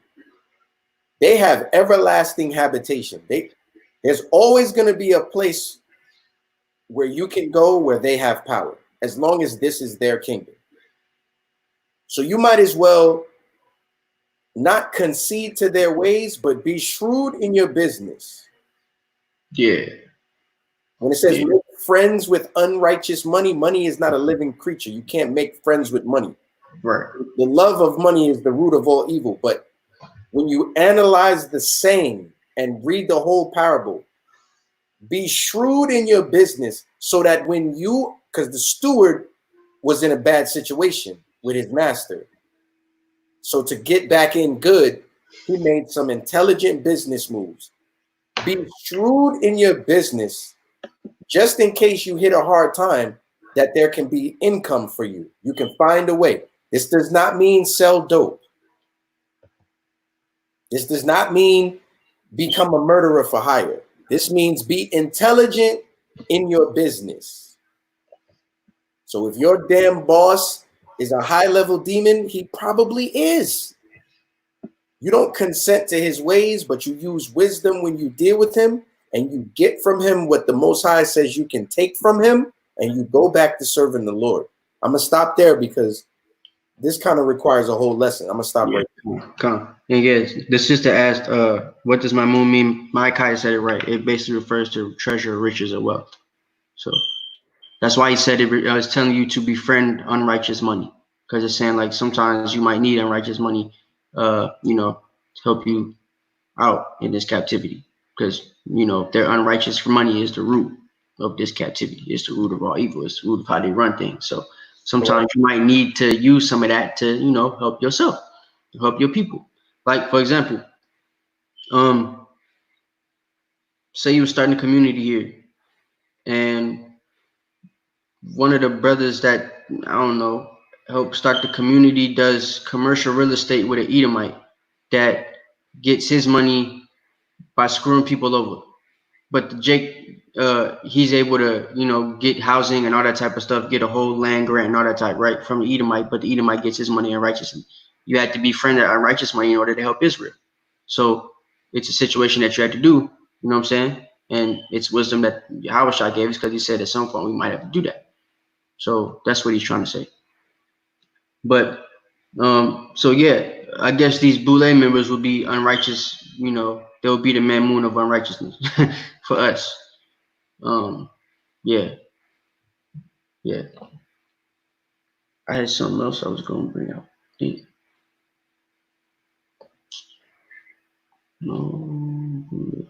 Nah, so yeah, but I just wanted to show y'all who the Boule members was basically though, so that y'all can see the type of people that are involved in, you know, the crafty council with Esau, because Esau's not doing it by himself. He has our people who I guess have become the Mamoon of unrighteousness, right? And by befriending, you know, the Mamoon of unrighteousness. So we basically can use them to our advantage as well. But as of right now, they're using us for the white man. And that's what we have to, you know, I guess that scripture helps a lot because it can cause you to use wisdom in this type of situation or any type of situation with those people. You know what I'm saying? In a way that you could use them to help our people or help our situation or our circumstances. But they wouldn't have the mindset to do that. Michael Jordan wouldn't have the mindset to do that because he's not in it for his people. He's in it for him. You know what I'm saying? He don't even like his people.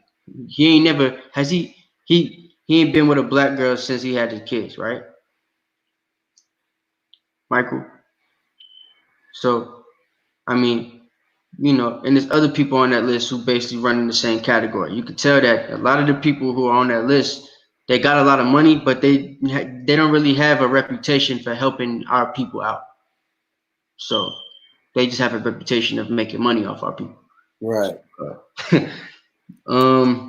Give me Lamentations chapter 4, verse 17. So this is the solution. This is what we need to start doing, right?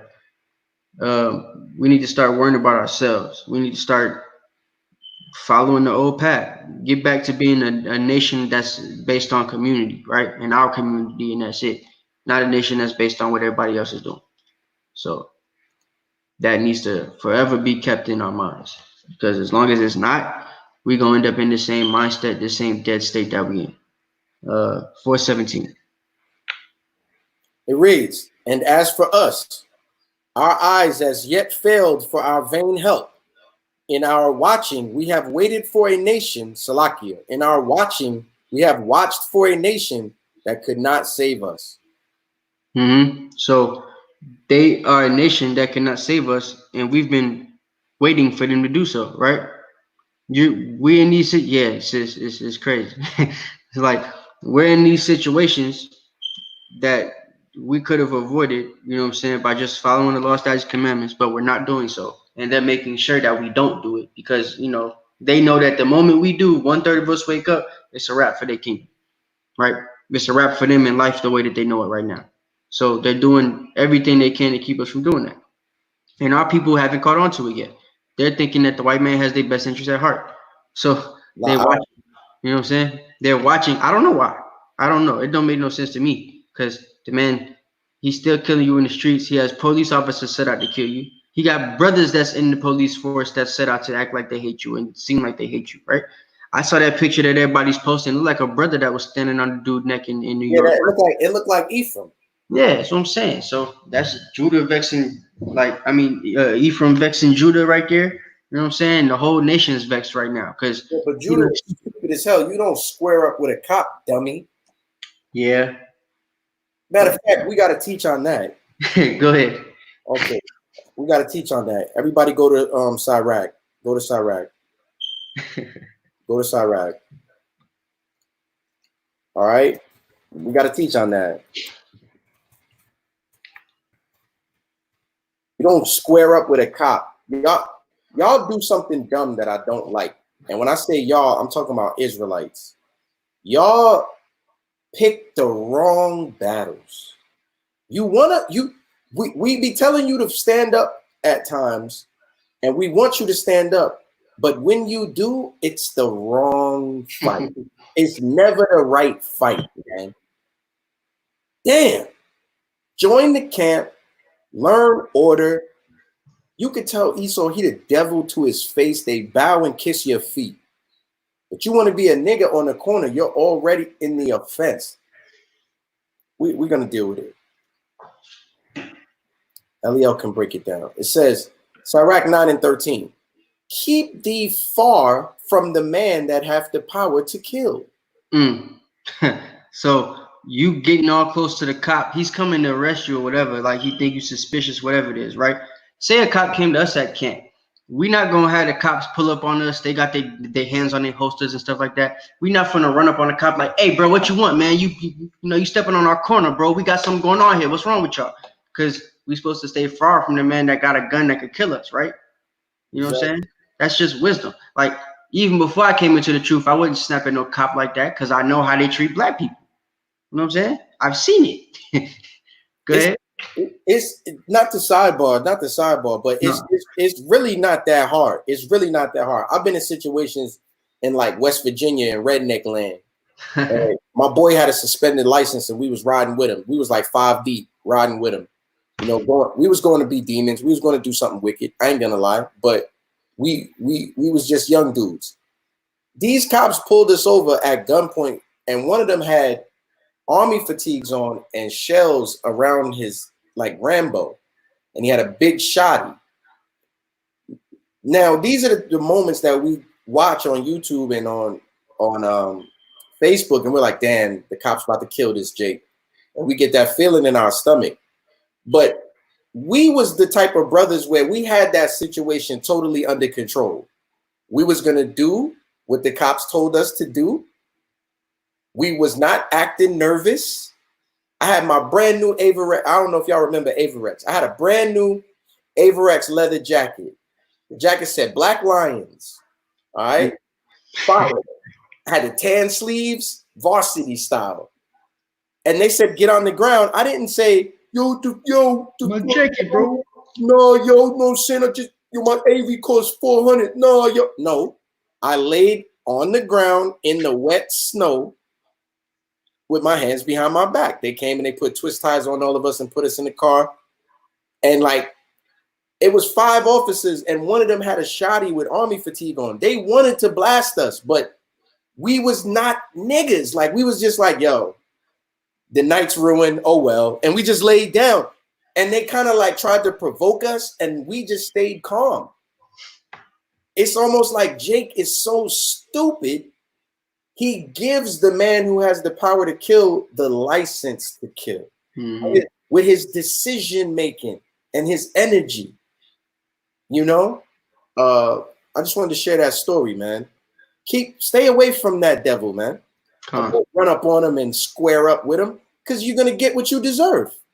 Malachi brought it out in the chat. He said, "Agree with thine adversary quickly." That's what we're supposed to do. So, yeah, that's a good precept. That's what the brother should have did in that situation. In any situation like that has something to do with Esau with a gun.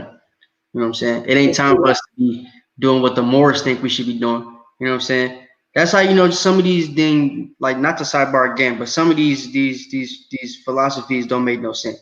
Because if we was more science people, they would have told you, tell the cop that you're a sovereign citizen and that you don't have to listen to nothing he's saying. Yeah. And if he blasts your head off, then, you know. What then? What if the man shotgun, if he shoots one of us, he shot all 4 of us. Right. So we just laid on the ground in our fresh clothes and took that L, but we lived, man.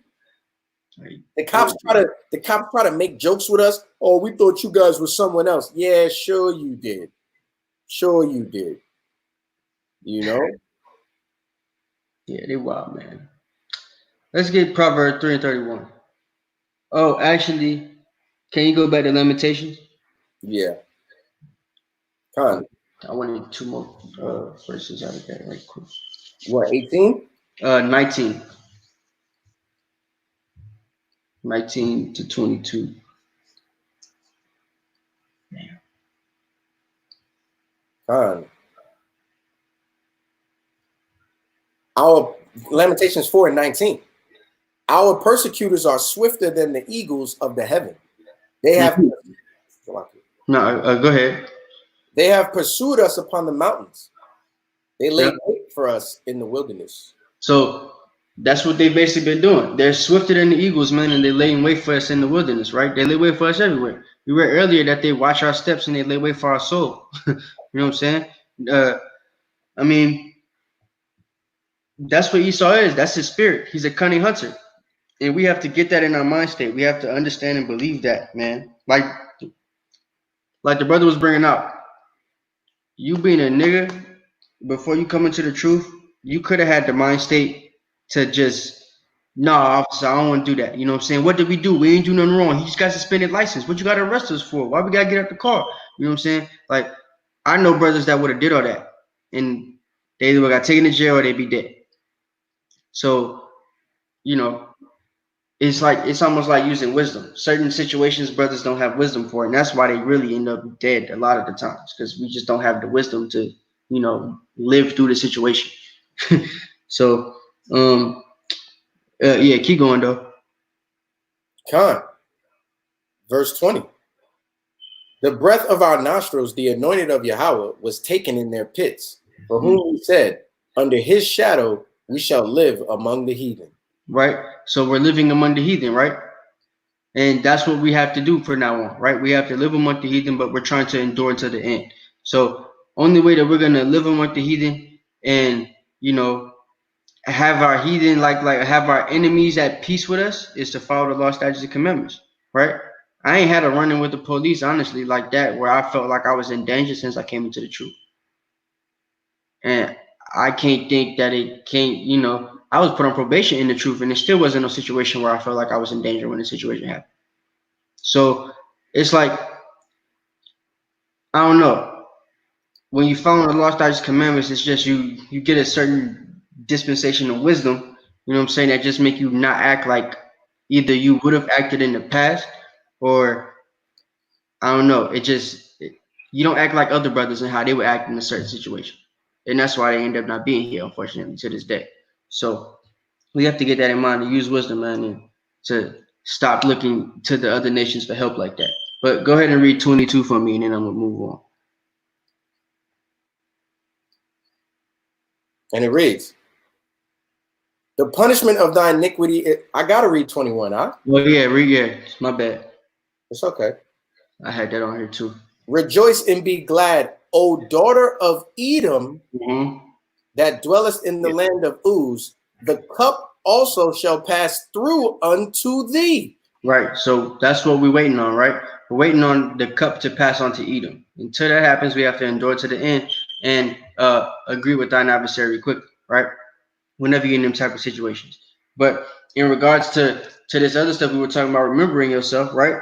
Just stop worrying about what the other people are doing, right? And get back to what we're supposed to be doing in our law, statutes, and commandments, and we'll worry about Esau when it's time, right? Because he's gonna get the cup passed on to him anyway. Keep going. Thou shalt be drunken and shalt make thyself naked. Yeah, come on. They're gonna be drunken and make themselves naked. It's gonna be a wrap for them. They're gonna do it to themselves. They're really doing it to themselves right now with the stuff that they're doing to us, because they're gonna get punished for it. They just don't know it yet. Now tell Jeremiah not to write this, because Deuteronomy 23:7. Yeah. Tell Jeremiah to take this prophecy out the Bible, because Deuteronomy 23:7. Yeah, because Deuteronomy 23:7 mean that he can't really be saying that, right? He shouldn't be saying this. He ain't supposed to abhor Edomite. Yet he's saying Esau is Finnish. He just told the daughter of Edom to wait, because the cup gonna be passed to them. That's right. It says the punishment of thine iniquity is accomplished, O daughter of Zion. So the punishment of thine iniquity is accomplished, right? Go ahead. He, meaning Esau, will no more carry thee away into captivity. Right. So that's what we should be praising over that, right? That's at the Wadi Yahweh moment right there. Because we're not going to be carried into captivity no more by Esau. And guess what? Once you come into this truth, the truth shall make you free. So really, we're not even in captivity no more. We just in the land of our captivity now. That's so right. We got to get the mind state of that as well. We're not slaves no more. We're just in the land of our captivity. So now it's time for us to start acting like kings. Remember ourselves and get back to who we're supposed to be. What did sister write? Yeah, they hunt our steps. That's what they're doing. Esau's a cunning hunter. That Lamentations 4:18 is true. You know what I'm saying? That's really how they act to this day. You know what I'm saying? Jeremiah wrote that. It was present back then, but it's also right now. Yep. Double cups according to her works. That's what they're going to get, right? Not no double styrofoam cup either. It's going to be a big old glass cup the size of like Yahweh Shai, man. A damn pitcher. Yeah. Yeah. And it reads, he, meaning Yahweh, Yahweh Bashem Yahushai, will visit thine iniquity, O daughter of Edom. He will discover thy sins. Yep, he's going to discover God's sins. So that's basically Jeremiah talking the way that Yahweh talk, right? He's saying Esau can't get away. You can't get away. That's what he exactly said. What it means. That's what he said. So, I mean, there it is, right? Let's get Proverbs 3 and 31. Because that's the whole reason our people are involved in this Greek fraternity stuff, this whole Greek lifestyle, this I want to be like the white man, let's do whatever the white man's doing, let's do what America's doing. It's not about the white man, we just Americans, you know what I'm saying? It ain't about what we was doing in Africa. Ain't nobody worried about Africa no more. It ain't about what we was doing in Israel. Nobody's worried about that. That was a long time ago, we supposed to be worried about America, man. Let's go to the club. You know what I'm saying? On Thursday, Folly's gonna open back up, bro. Yeah, you stupid. You go to Folly run. Listen, Jake, you nigga. I'm sorry. Can I get on them? Yo, you nigga. Yo, hold on. Deal with me for a minute. You niggas gonna go back to the strip club. You're gonna go back to the club to stand on some damn couches. You're gonna be all in them restaurant bars with the shellfish and the seafood. You're gonna be all in there as soon as they open this government up. And then on that Sunday, you niggas gonna be sick as a dog, and they're gonna be turning you away in the hospital. You're gonna go home, get your whole family sick, and more people are gonna die because you cannot sit down somewhere and read the damn Bible. You want to go and be amongst all the people when you don't care that this disease is real and people are dying at an enormous rate. You the only reason they opening the government back up because you the only one that's dying to give your money away. You can't wait to give your money back to Esau. Yes. You're going to get the recompense, which was me. Shema Mashiach Yahushua. Yeah, man. That's all Israel not being Israel right there. That's real talk. That's the only reason they wait like they opening the government. They ain't opening the government in Wyoming. Why? Because it's none but Esau there, right? But they opening up the government in California soon. They go open up they get in Atlanta right now. And what's Atlanta? Like I told you guys, right? Atlanta's the capital for the boule, right? The capital for the black man is right here. And guess where the first place to open up completely is? Right here. Y'all don't think that's suspicious? Ain't nothing weird about that, do y'all? You know what I'm saying? Use your brains, guys. Proverbs 3 and 31. This is why it don't matter to y'all that this is that they opening up Atlanta and that y'all so quick to just go back to the clubs, go back to the restaurants, go back to whatever it is that you did. You know what I'm saying? I know a lot of the girls that work at the clubs, they happy about that too. Yeah, we get to go make money again. Y'all gonna be getting every dude sick that y'all sleep with. And there's a whole lot of them. They're gonna be getting their homie sick. They're gonna be getting their baby mama sick. They're gonna be getting, and the kids gonna be getting sick, passing stuff on. You know what I'm saying? Like, everybody gonna get sick. It's because of the way that y'all operate, the way that y'all moving. And the white man knows this. That's why they allowing Atlanta to open up first, right? It's the kingdom of Sodom and Gomorrah right here. You know what I'm saying? It's the home of the down low man right here. So all these dudes that's messing with they, gay boys and stuff that got women at home and stuff like that, they gonna go around their dudes, get sick, and bring the junk back to their house. Just because Atlanta's opening back up again, right? I even heard that they about to start injecting the men in Atlanta with estrogen. Why? Because they heard that black men are the ones dying the most from the disease, but black women are dying less than. Well, black people are dying the most, but black women are dying less than black men. It's mostly black men. So they're thinking that the estrogen in black women is going to keep us from dying. So they want to give us estrogen, which really is just going to make all of Atlanta look like 5 points. Yo, look, Esau wants to depopulate you black Negroes so bad, and y'all act like you don't see that he hate you. Y'all are blind. You can see the hate that the other black person that look just like you has from across the street. Yo, she hating on me. Yo, he hating on me. But you cannot see the hate that Esau has for you, yo. You always trying to, I don't want to start ranting. Go ahead. No, I mean, that's real. That's how they are. Esau is just, I really want to let you rant because, you know what I'm saying? Yo, That's how we gonna be. We just oh, gonna be hard-headed with Esau. That's how we gonna be. We just gonna do whatever they want us to do and fall in line how they want us to fall in line. And Jake is gonna, Jake is gonna kill Jake. That's what they want Jake to do. That's exactly what they hope is gonna be, right? And it's basically gonna happen. A lot of our people gonna die. You know what I'm saying? It's gonna leave it. Whatever you think the deal is with the coronavirus, right? Whether you believe it's real, whether you believe it's not, whatever it is, they killing us somehow. They diagnose you with corona somehow and you die, right? facts. So whatever it is that they're doing that's killing us, they making sure that our people is the ones that's being susceptible to catch it or get it or whatever it is, fall victim to it, and nobody else. They're opening the cities up where our people is at, right? The place that got it the most was the place that got most of our people populating it, right? The place where the truth woke up, New York, right? The place where the majority of our buildings, where One West is at and stuff like that, right? That's where they got most of our people dead at. You know what I'm saying? And now the capital of the black gatekeepers of America is the first place that they open up. How is that not suspicious to y'all? I'm just saying, like, y'all looking for a nation that cannot save you. It's vain help. Proverbs 3 and 31. Envy thou not the oppressor, and choose none of his ways. So stop trying to be like Esau, man. Stop trying to envy the oppressor. Stop trying to be like him. Stop trying to do the things he does, right? If you was an Israelite, you wouldn't be worried about going to the club on Thursday when everything opened up, because we ain't doing that no more, right?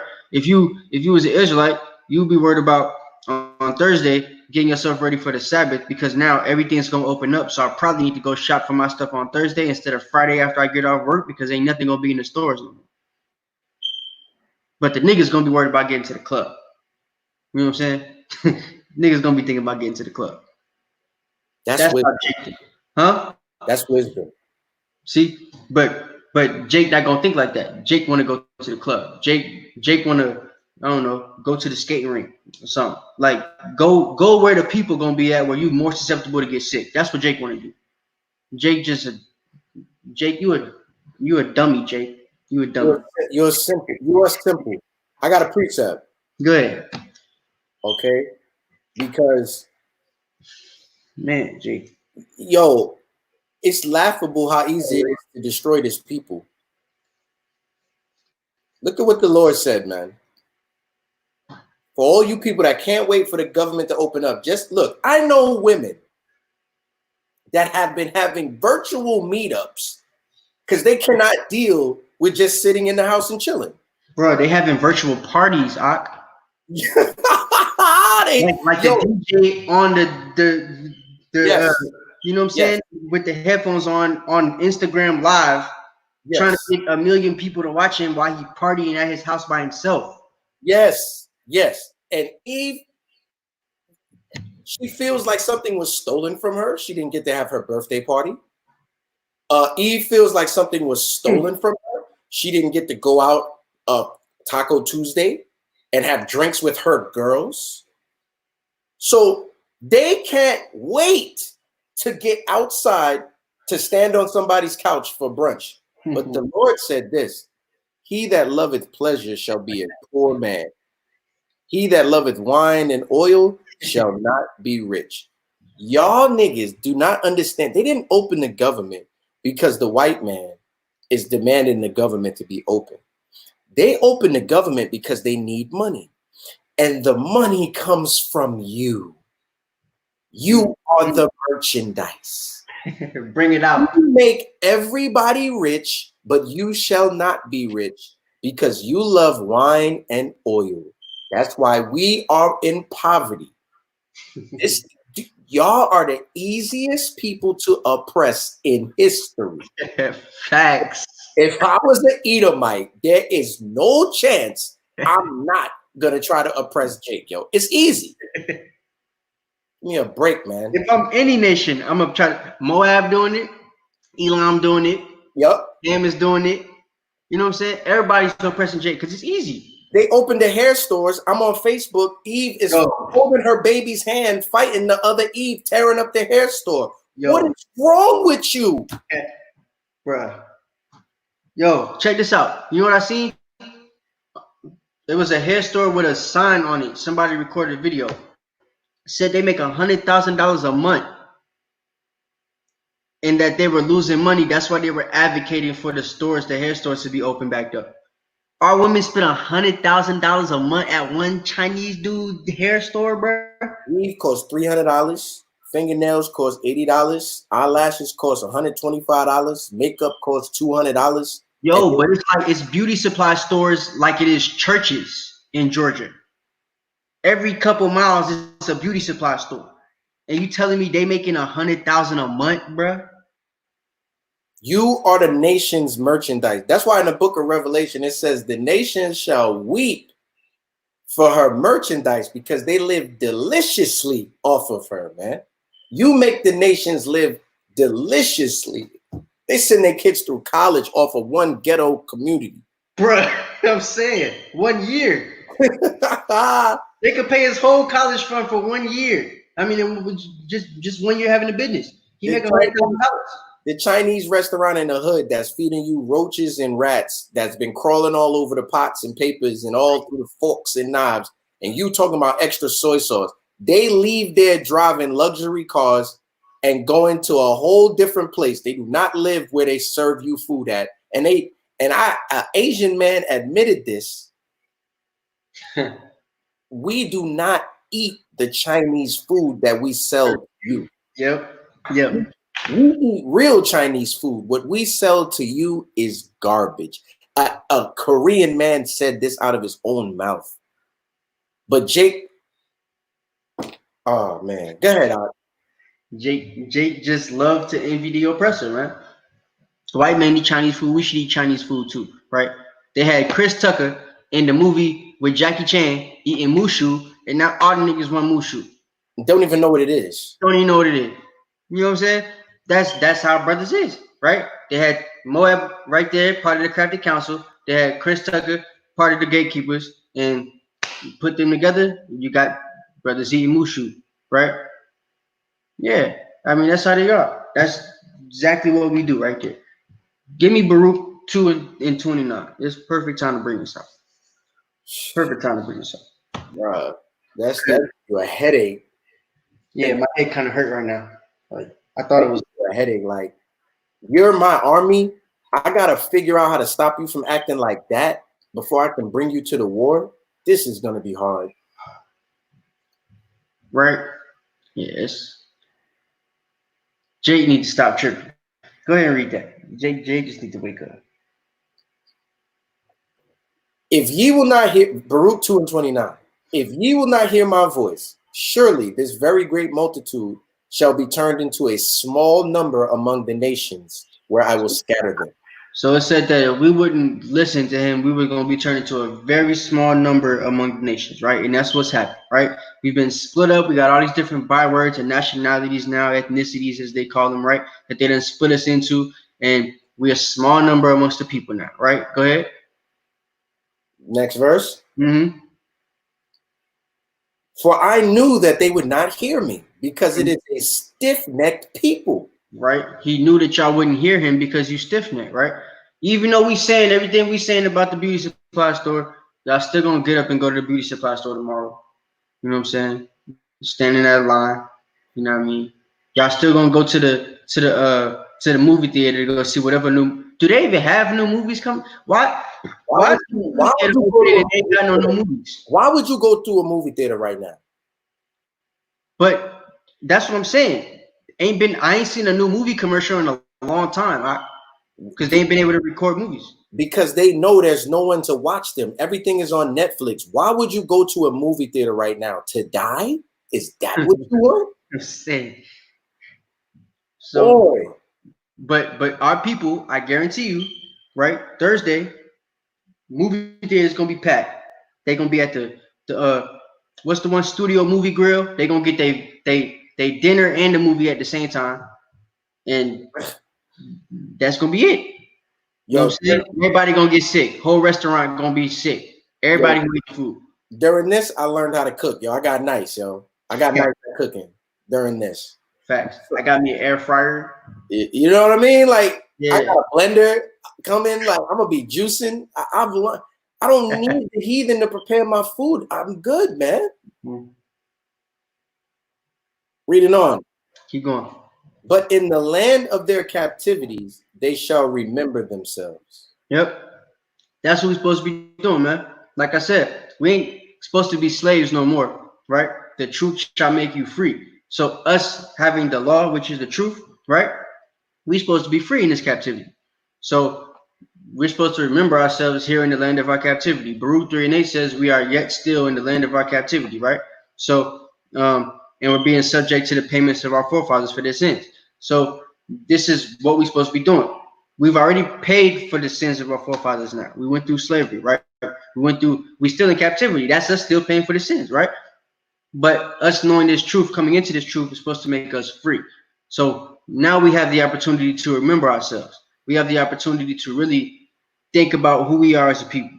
You know what I'm saying? And hold true to that.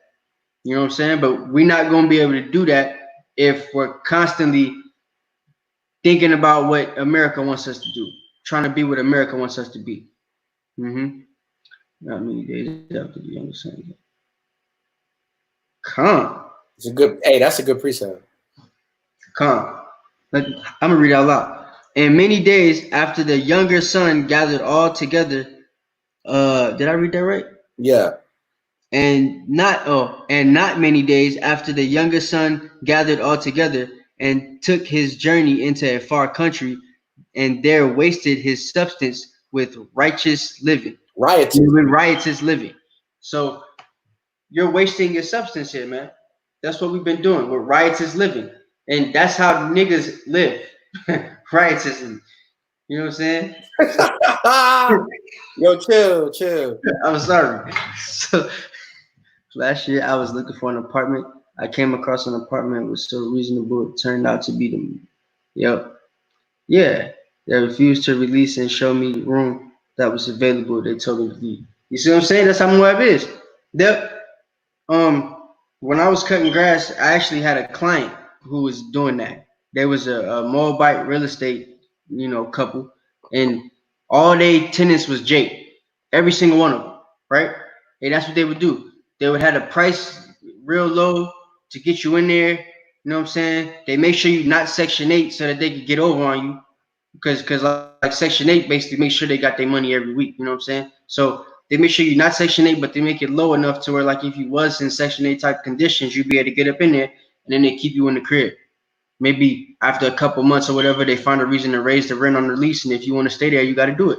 They might put some stipulation inside of the contract that you ain't see where they could change it at will, because that's what the Moabite did that I was working for. And I actually was talking to one of their tenants before, and he told me what happened, because I was cutting the grass. He was letting me know that he wasn't going to be there the next time I come because he had just finished his lawsuit against the owner of the house because he had to stay in the house for a whole year. And the owner was Moab. He had to stay in the house for a whole year, and Moab basically wasn't allowing him to get up out of it. So, that's the type of situations they do. That's how they get up on our people. But we have to remember ourselves, like the scripture was saying, man. You know what I'm saying? Once we remember ourselves, the Most High is going to do certain things for us. In fact, it reads on, it says that. Can you read on a little bit? And it reads. 31. Oh, 31? I was going to read verse 30 again. Okay. And shall know that I am Yahweh their power, for I give them an heart and ears to hear. And that's what you're going to know once you wake up, right? And you remember yourself. You're going to know that he's Yahweh, your power. He's going to give you ears to hear, right? A lot of our people don't have ears to hear. That's why they're still in the mind state in the Christian church and all the stuff that they're in right now. Because he hasn't given them the ears yet, right? He could possibly give them the ears at some point, or he could just keep them deaf, right? But either way, the ones that do wake up, that's what they're supposed to feel, and that's how it's supposed to be for you at the end of the day. You're supposed to wake up and actually know mentally that the Most High is your God. And with that, it's a responsibility that comes with that, which is you following the law, statutes, commandments. Go ahead. And they shall praise me in the land of their captivity. So you praise the Most High because of that. Once you realize that responsibility, once you realize who you are because you remembered yourself, you realize that you're above all people upon the face of the earth, you start to praise the Most High in the land of your captivity. Right? Go ahead. And think upon my name. And then you think upon his name, right? And it's telling you to think upon his name because he does have a name, ladies and gentlemen, regardless of the different doctrines there is out there, right? Go ahead. And return from their stiff neck and from their wicked deeds. Mm-hmm. For they shall remember the way of their fathers which sinned before the Lord. So that's you repenting, right? And remembering the fathers. What does it say in Jeremiah 6:16? To remember the old path, right? So it's telling you to remember the way of your fathers after you remember yourself in the land of your captivity, right?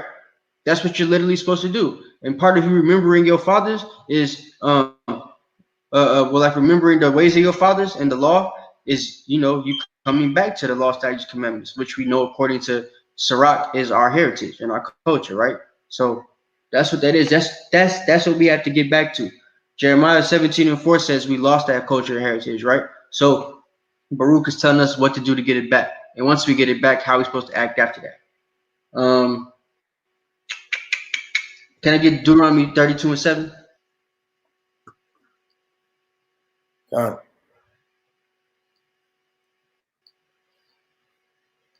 I'm almost done. Got like 2 more verses. Good lesson. Bring it out. The people are enjoying it.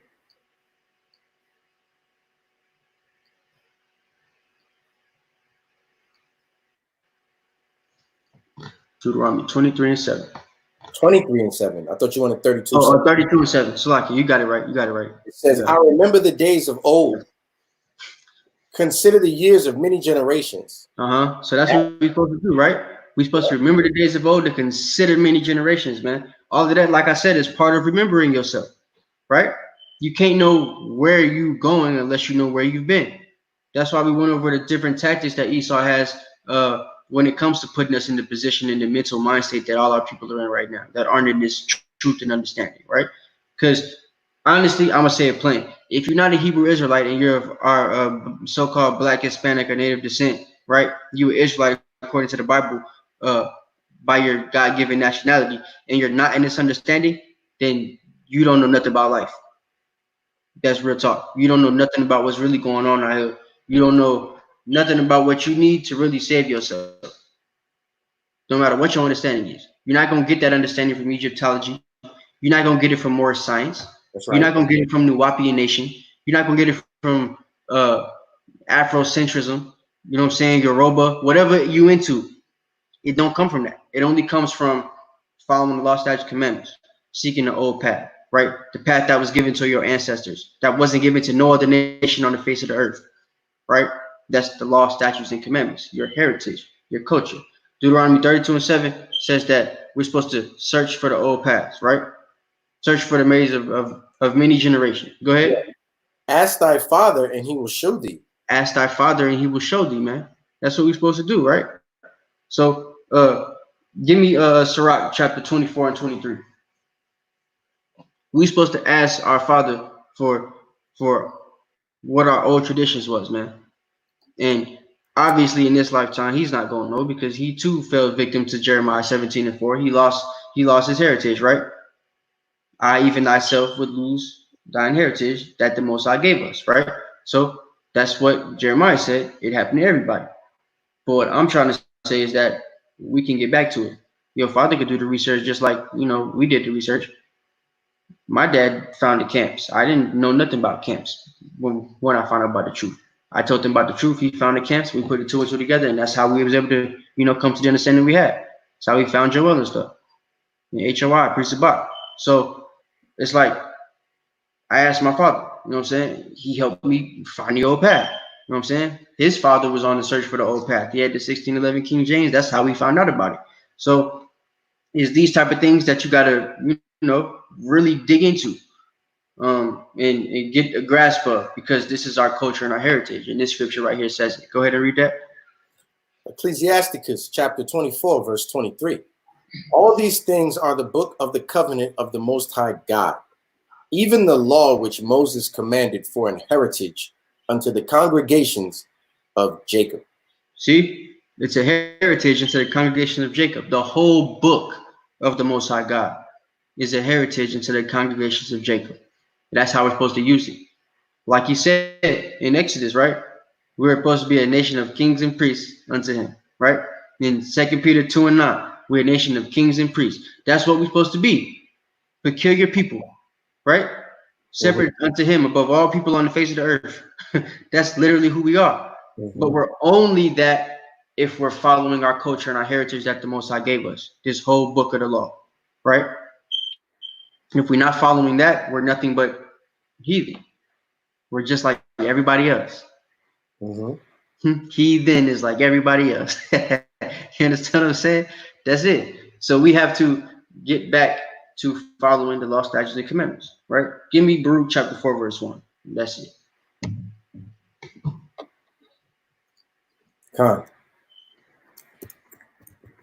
Very educational, very well put together. Young priests, all your all, with the Milk Monday, man, not to be missed. What?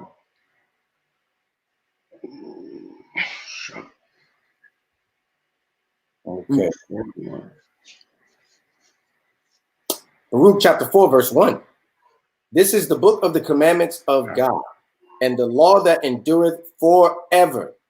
All they that keep it shall come to life, but such as leave it shall die. Yeah, man. So that's what we have to do. We have to remember that, right? All that come back to this is going to come to life. Everybody that comes back to the law, statutes, and commandments, their culture according to the Bible, right? Those are the ones who we are praying. Our hopes and prayer and desire to the Most High is that they might be saved, right? That's who salvation is for.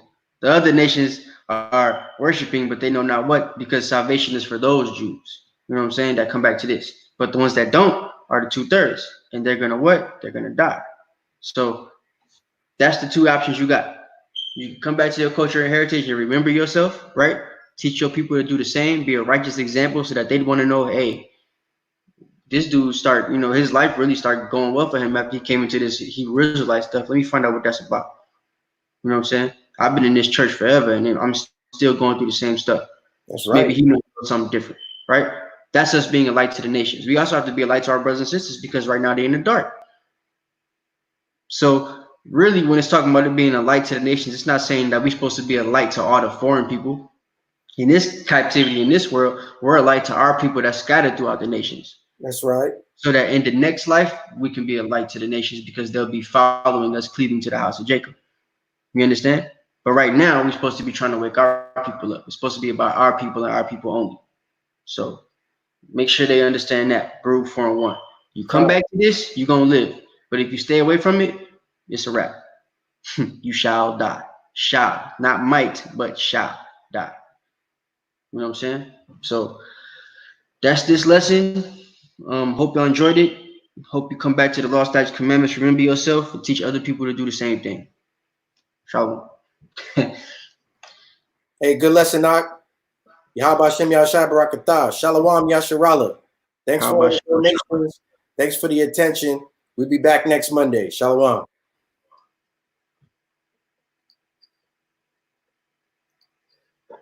Do I got to end the broadcast? I'll do it. Shalom. Shalom.